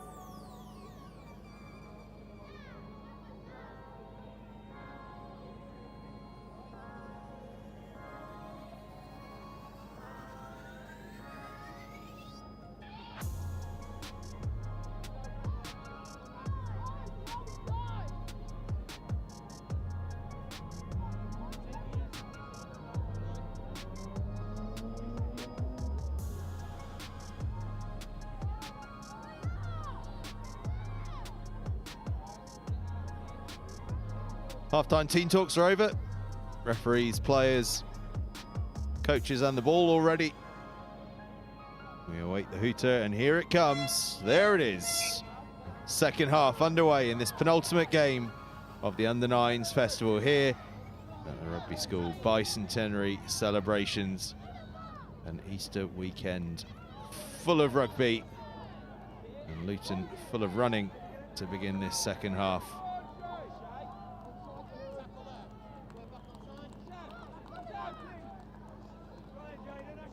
Having a look down this right-hand side, could be some space, but they just drift a bit too far. And into touch.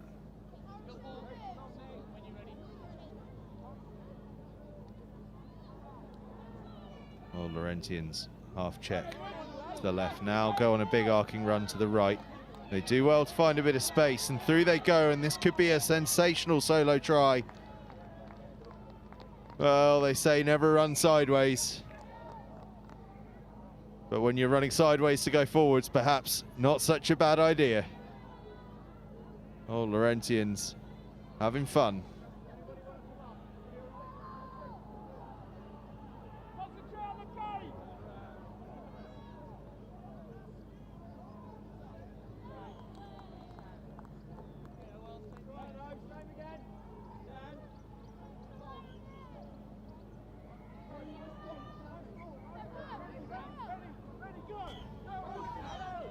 Luton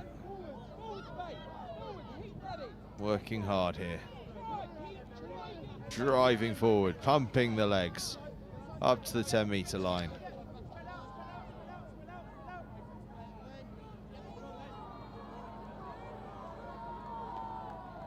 Barnstaple in the background going through a very elaborate warm-up.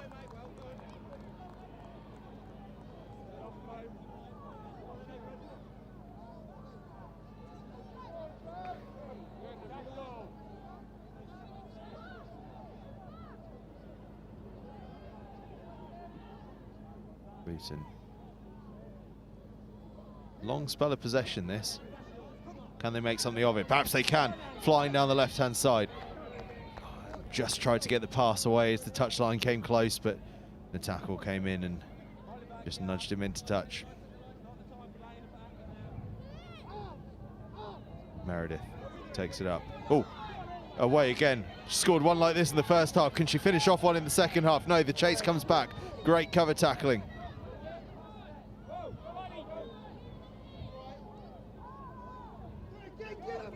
Old Laurentians keep the ball alive. Stepped inside, now outside. And across the try line. Go Old Laurentians. All from that big break from Meredith on the right-hand side. They move it to the left-hand side. And in the end, the numbers begin to count.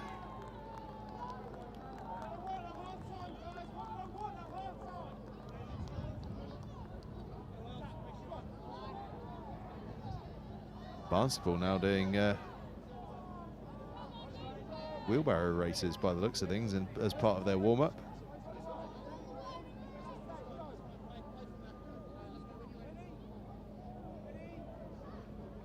Yeah, definitely doing wheelbarrow races as well. You see some different things at Sevens tournaments, don't you? Luton. Could they be away for a try here? Found a bit of space on the left, but the covers come in. Good tackle it was too, but they still have possession to Luton. A little look down that left-hand side again, then shimmy into the right-hand side. Now they've got options both left and right. They have a look to the right-hand side. They're going to try and go around the outside. Tackle comes in though. And across and into touch. Just couldn't quite get themselves back in field quickly enough. Tricky on that.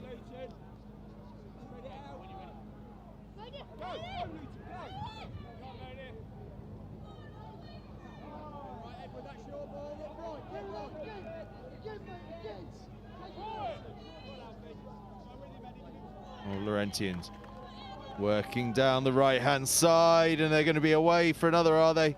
Oh, he's put it down too early. Oh, no. Oh, we've all been there.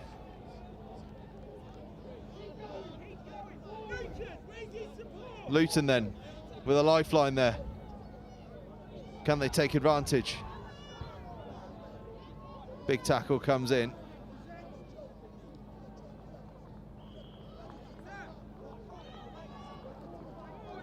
Luton running hard and straight, making yards, hard earned. We're into the final play now. The buzzer is gone. Can Luton finish with a try? They'd love to. Their spectators would love them to. They keep the ball alive. The offload comes in. They make another couple of meters. Another offload comes in. Gathered. And another offload. 4 offloads in one phase. This time they go to ground. Options left and right. Goes right. And they're cut back against the grain now. Ball offloaded through contact. Tackle comes in, but another offload comes in. Oh, Luton all over the offloads here. And another comes in, and now they start to get the ground that those offloads were designed to create across the halfway line. Still we're in this final play. Luton move it right. They straighten, get another offload away. Offloading game from Luton is fantastic here in these closing stages. Up they go. They're going to go a bit straighter this time.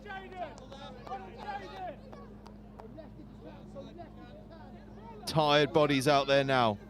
Final game of the day for these players. One more game in the tournament overall. Another offload. Straight they go. Towards the touchline though, the big tackle comes in, and that will be that. These two have been brilliant all tournament. On OBS 1, Oundle 2 against Shipston. A joy to watch. And on OBS 2, Barnstaple against Oundle. And a final send-off for both sides. They cheer each other from the field. and we head towards our final game of the day, coming up in just a few moments' time at 2:20 p.m. Oundle against Shipston on Stour.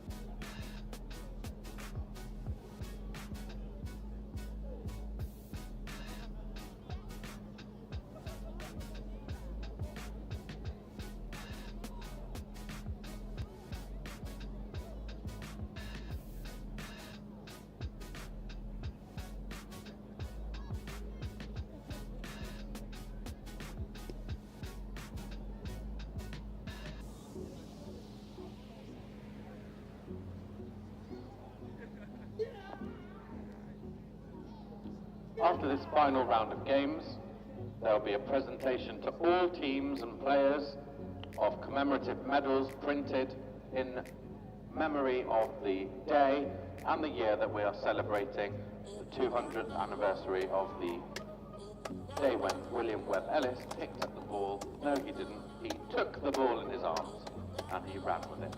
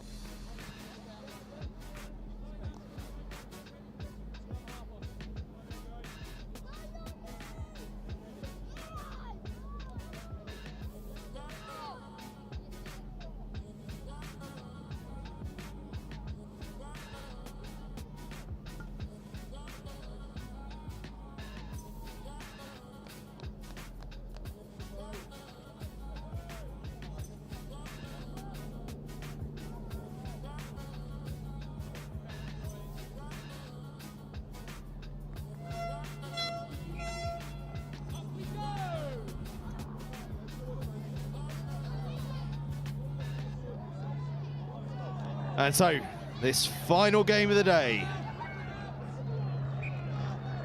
Shipston on Stour against Oundle. Now I know what you're thinking, they're both in black.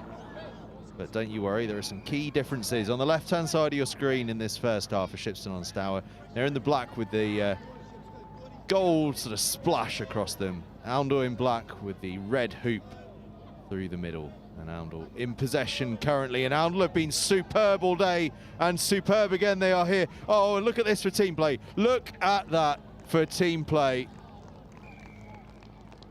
Well, if that isn't why we're all here, then I don't know why we're all here.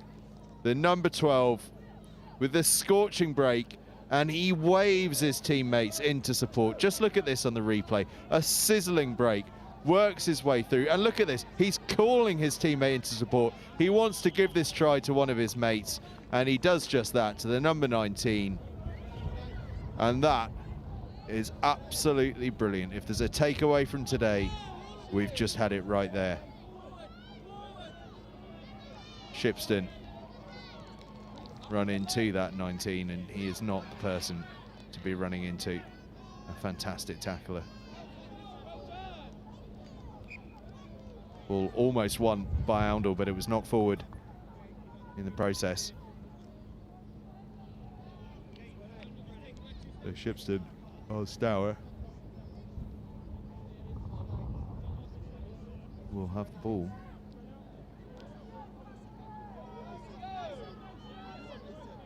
That's a big carry as well. Loose ball though, and it's gathered up.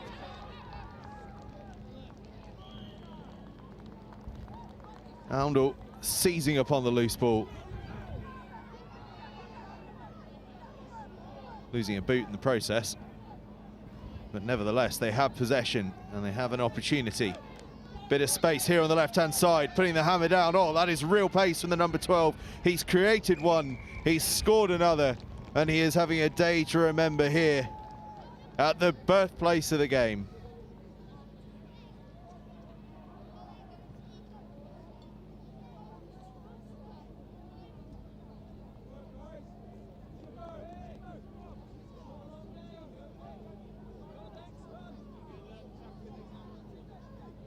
Glorious stuff from Oundle. They've been a joy to watch all day. Shipston, though, have had plenty of big moments themselves. And we'll try to create one here.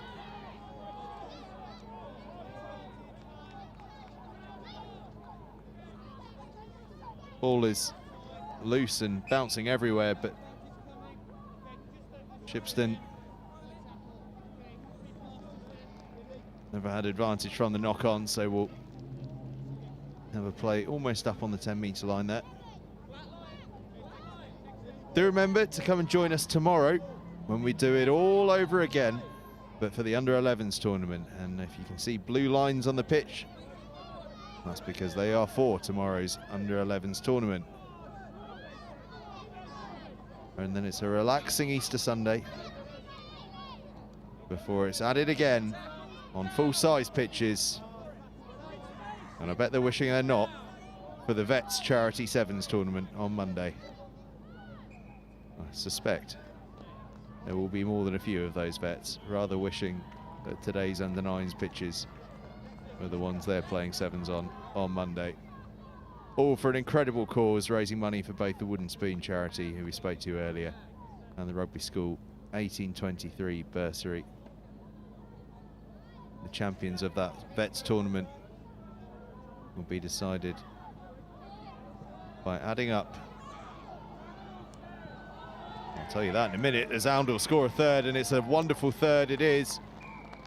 Great interchange down the left-hand side for the 15 to run in.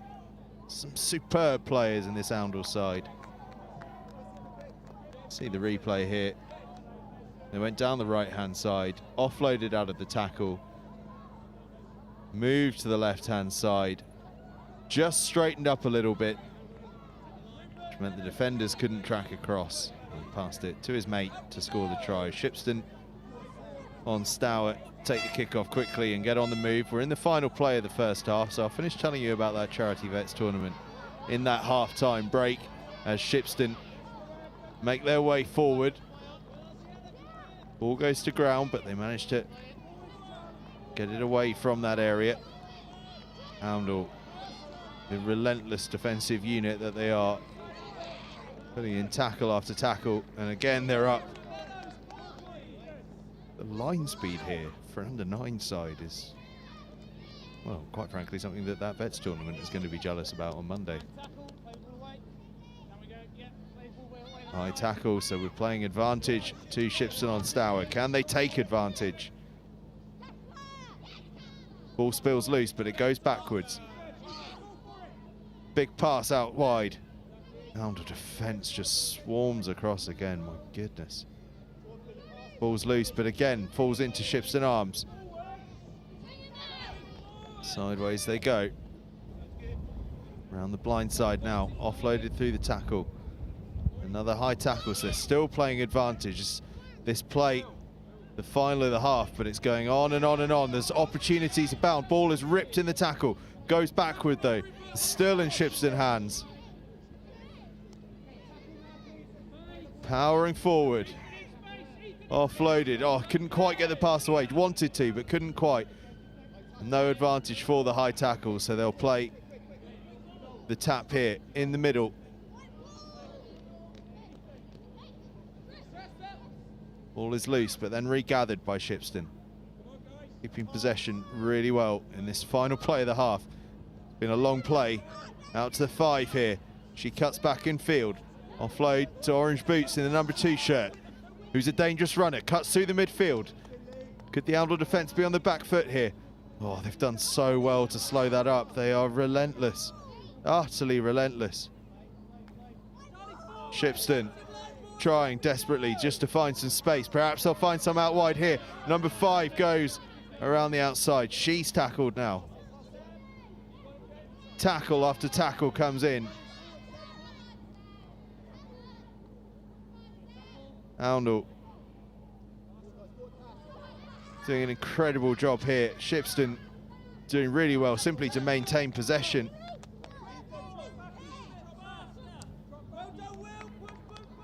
Again, the tackle comes in. Look at this. The energy here is just incredible. Sublime to watch. Shipston, though, finally find a bit of space. Having a look down the right-hand side. That's cut off, so they cut back in field. Still they go. Another huge scything tackle comes in. This play has lasted about 5 minutes all on its own. Incredible stuff here to close the first half in this final game of the day. Cutting back inside they go. Defence once again swarms to the ball.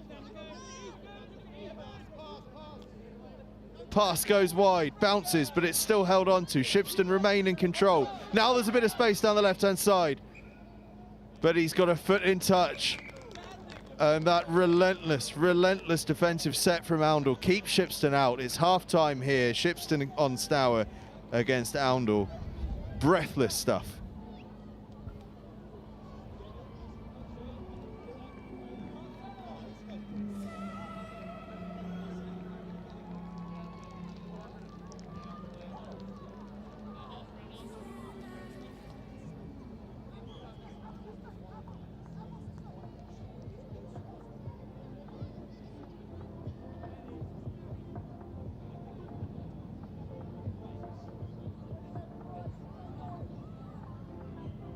Well, I said I'd finish telling you about that Vets tournament at halftime, so I suppose I should. Raising money for both the Wooden Spoon charity and the Rugby School 1823 bursary.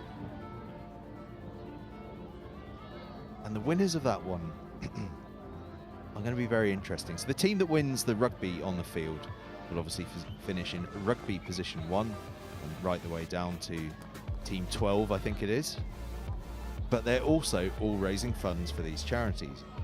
And so they're all given a ranking for their fundraising from 1 to 12. So your rugby ranking and your charitable fundraising ranking are added together, and the team with the lowest number in terms of those two positions will win. So if you finish first in the rugby and third in the fundraising, you'll have a net position of 2, which is very likely to be the highest in the tournament. So a bit of a different concept, but as we heard from Sarah from Wooden Spoon, this is what they do with all their charity tournaments, and it's a great way of encouraging people to make sure that they raise plenty of funds to give themselves every chance of success in the competition. In this competition though, the U9s Festival, well, there are no winners. But I'll tell you what, there are winners in spirit, because every single player that has taken to the field, and especially this young man wearing 12 as he scores his second try of the game, every single player that has taken to the field here on the close today is a winner. They have excelled themselves, and they have won one of the great prizes in all of rugby, and that is the opportunity simply to play here in this incredible setting that is the close at Rugby School. We're into the final 5 minutes of the day's action here on OBS 1. Shipston on Stour against Oundle, and Shipston on Stour are going to get their try. They worked so hard in the first half for it, and they get their rewards in the second half.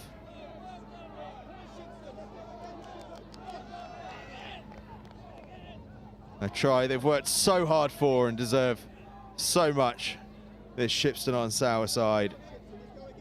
Great effort.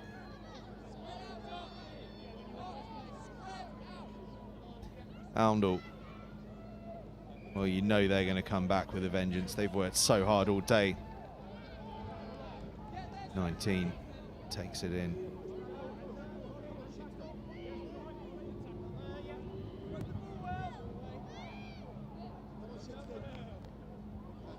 Six now has a little probe down the left hand side, not on, so he passes it infield. That one just bobbles away though, so Shipston will have possession.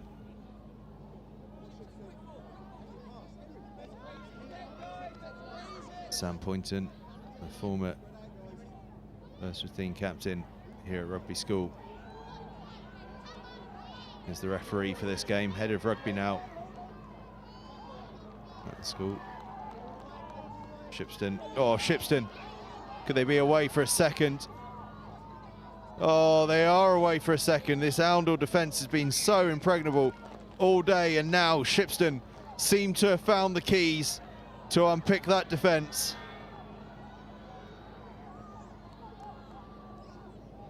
Two tries in 2 minutes for Shipston.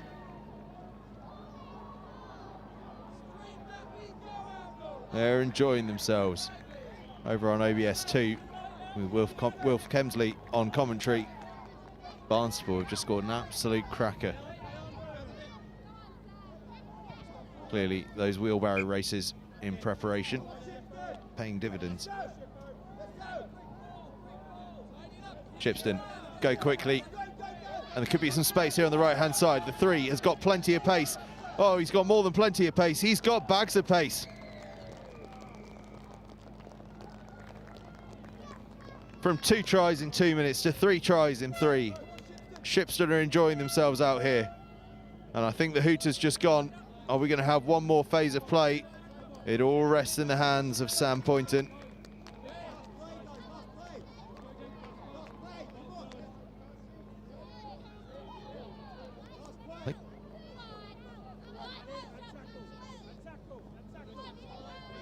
Oundle. Trying to find another try. Oh, they could well find another try. This number 12, well, we know how quick he is. A hat-trick in the final. Oh, the final game, rather. Fantastic work.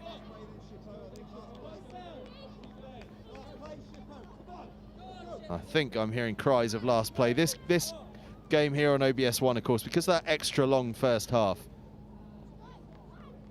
went on a little longer, so they're just extending the play here in this second half to allow them to get the full 5 minutes on and the full experience here on OBS 1. Both coaches have made some changes to make sure everyone gets their amount of game time. Not quite enough changes though on the Oundle side. They were left with 8 players on the field there for just a second. Back to 7 now, and Shipston playing with advantage for the high tackle.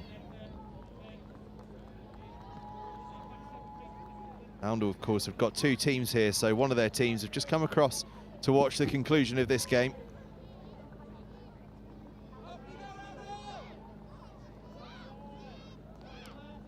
Down here to my left-hand side, they're giving it plenty of cheer. On the field, though, they're going to have some defending to do because Shipston on Stour are pushing away, looking for another try, but it was spilled. The ball's loose. It's in Oundle possession. Now can Oundle finish with a flourish? Ball spilled. Shipston will have the ball. Maybe not, though, because that's the final whistle. It's all over here at Rugby School. A fantastic day of under-9 sevens finishes up here on the close. What a day it's been. Glorious rugby in the sunshine. Myself and Wilf Kemsley will be back with you in about 30 seconds or so, to be honest. We're heading over to the presenting position now to come and have a chat with you about the day's action here at Rugby School.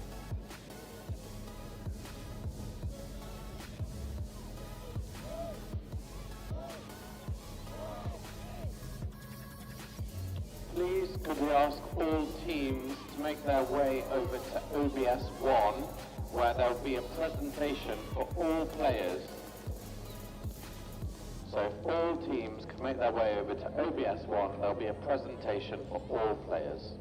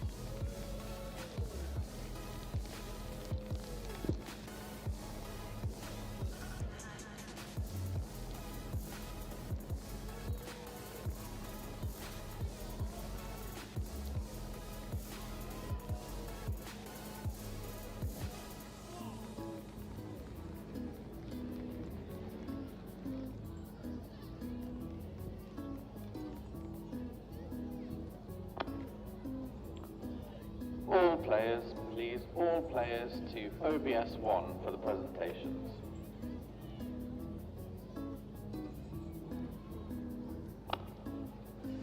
And so we come to the close of a wonderful day here on the close at Rugby School. 200 years of rugby football being celebrated in some style, and Wilf, some style indeed. It was a hell of a day. Yeah, there was a really lovely festival atmosphere to the whole thing. I think it was really great to see so much sportsmanship, as well as so much enjoyment from the players, not just the cameras being there and them celebrating their tries, which we do love to see. But yeah, there's just such a nice atmosphere amongst all of the stands that are up, amongst all of the teams that have come down to play.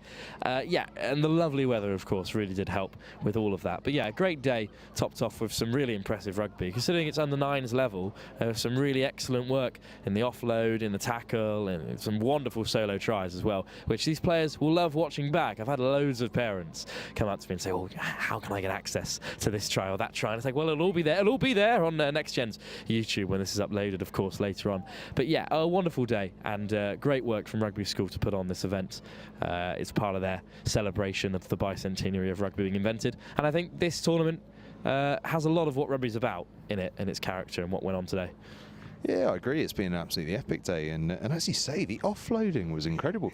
The last game that I was doing over here on ABS 1, we ran over half time by about 4 or 5 minutes because Shipston on Stour were offloading like there was no tomorrow. They had about 8 or 9 offloads in there. The play just simply wouldn't finish. Now, all right, there was a couple of penalties in there, so they got to carry on, but unbelievable stuff. The skill level was fantastic, and of course a dry, sunny day, as you say, makes all the difference. My campaign for Summer Sevens goes on at under 18 level, but here at under 9s level in April, absolutely glorious.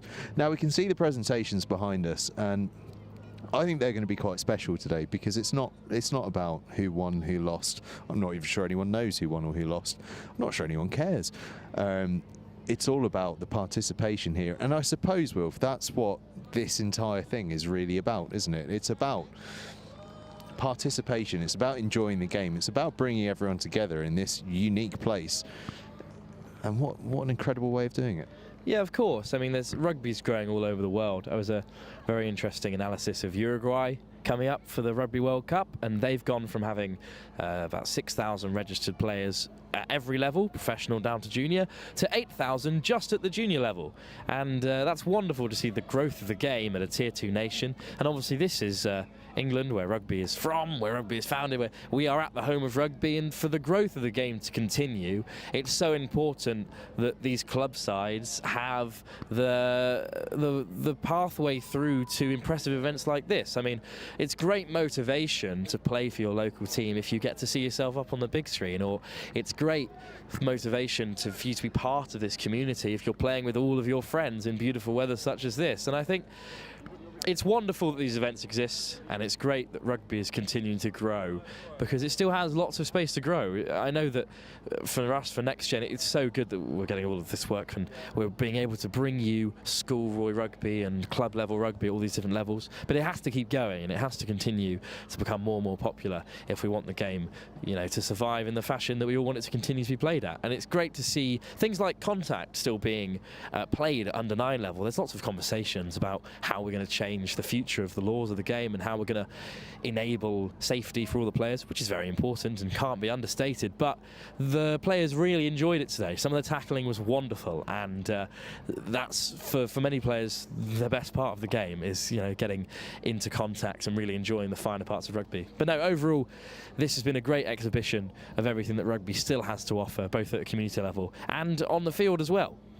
Absolutely, and it's interesting what you say there. You know, I mean, as we know, we don't want to get into it too much, but rugby's under a bit of threat at the moment, and it was incredible to see at this young age so many players come together. And we're going to see it again tomorrow with the under 11s, which starts at 10 AM here on NextGen 15. Similar setup, OBS 1 and OBS 2, both being live streamed. But so great to see all these young players coming out, and as you say, embracing contact safely. Oundle were one of the most relentless defensive teams I've seen, and I don't mean at under 9 level, I mean at schoolboy level. They were just relentless, so fit, so energetic. Yeah, they got a couple of tackles wrong. Of course they did.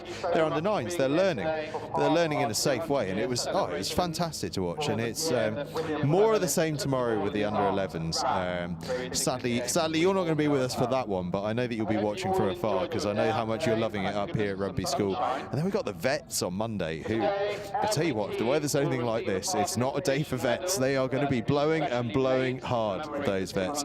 But I guess as the presentations start wrapping up behind us, it's worth us just reflecting on probably the last 3 weeks of rugby here at Rugby School, celebrating 200 years of the game. The atmosphere has been something special, hasn't it? It's felt like a real occasion every time we've turned up here.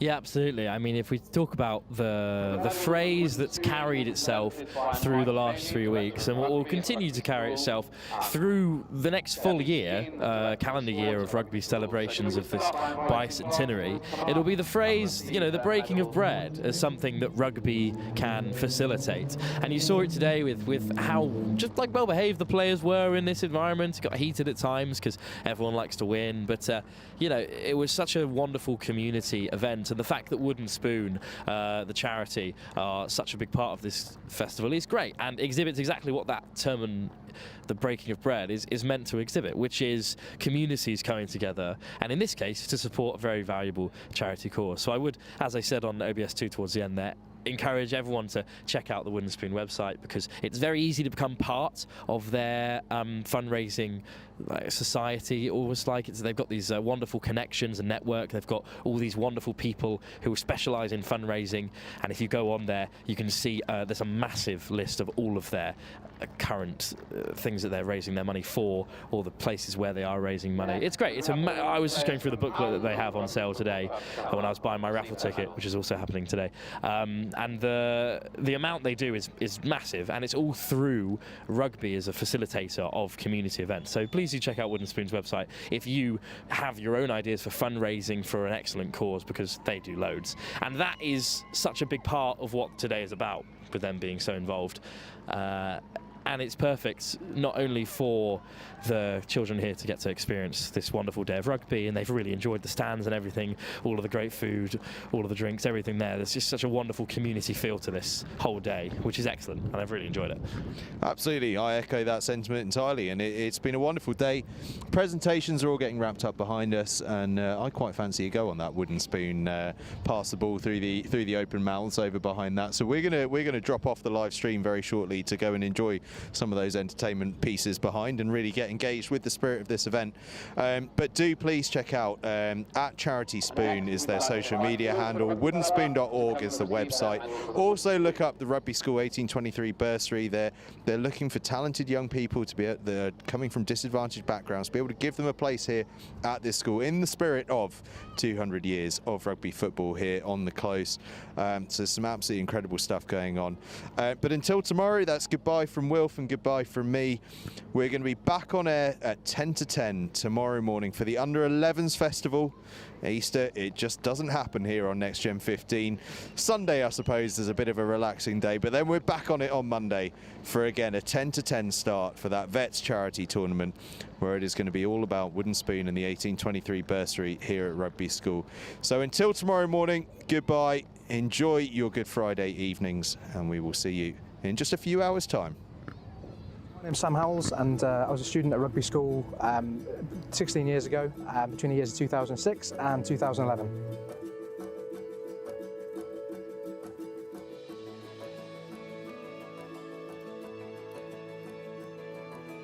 So it's really exciting to be back. There's lots of fond memories at the school, and it's really interesting to see how the school's been developing in the past 16 years since I've been here, with additional buildings and a change of school uniform.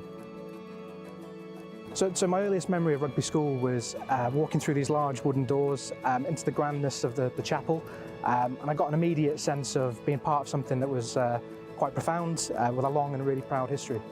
So as a local boy, I didn't really know what I was walking into when I came to rugby. I think there's quite a perception that there's a certain type of student who comes to rugby, but actually what I found was quite a diverse mix of students. I think that's part of what makes rugby quite special, in the sense that they have got quite a diverse set of students.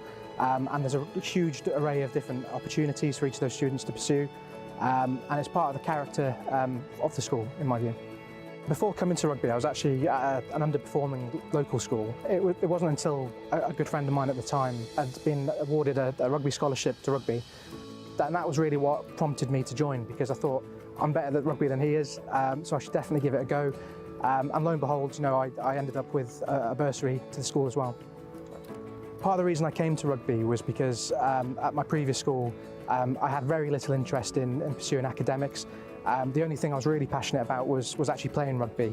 I played rugby from quite a young age, and what rugby offered that was slightly different was allowing me to excel and pursue my rugby career, but also have a really strong foundation from the academic perspective as well, and give me that level of support that I didn't have previously. So I'm massively passionate about bursaries. It had a huge impact on me and my life. Before coming to the school, I had very little interest in the academic side of life, and rugby was the only thing I was really passionate about. So the bursary allowed me to come to a school like this, where the support from the academic side was huge. The support that rugby gave me eventually led to me getting 3 A stars at A level, and pursuing a career in the financial services, but also allowed me to pursue other passions that were really important to me as well. So in terms of what rugby did for me in my career, I think my experiences at rugby have played quite a significant part in where I am today. They laid down the foundations from an academic perspective, but they also taught me a lot around myself, leadership, and how to talk and liaise with people from different backgrounds. Really taught me a huge amount that plays into how I work today.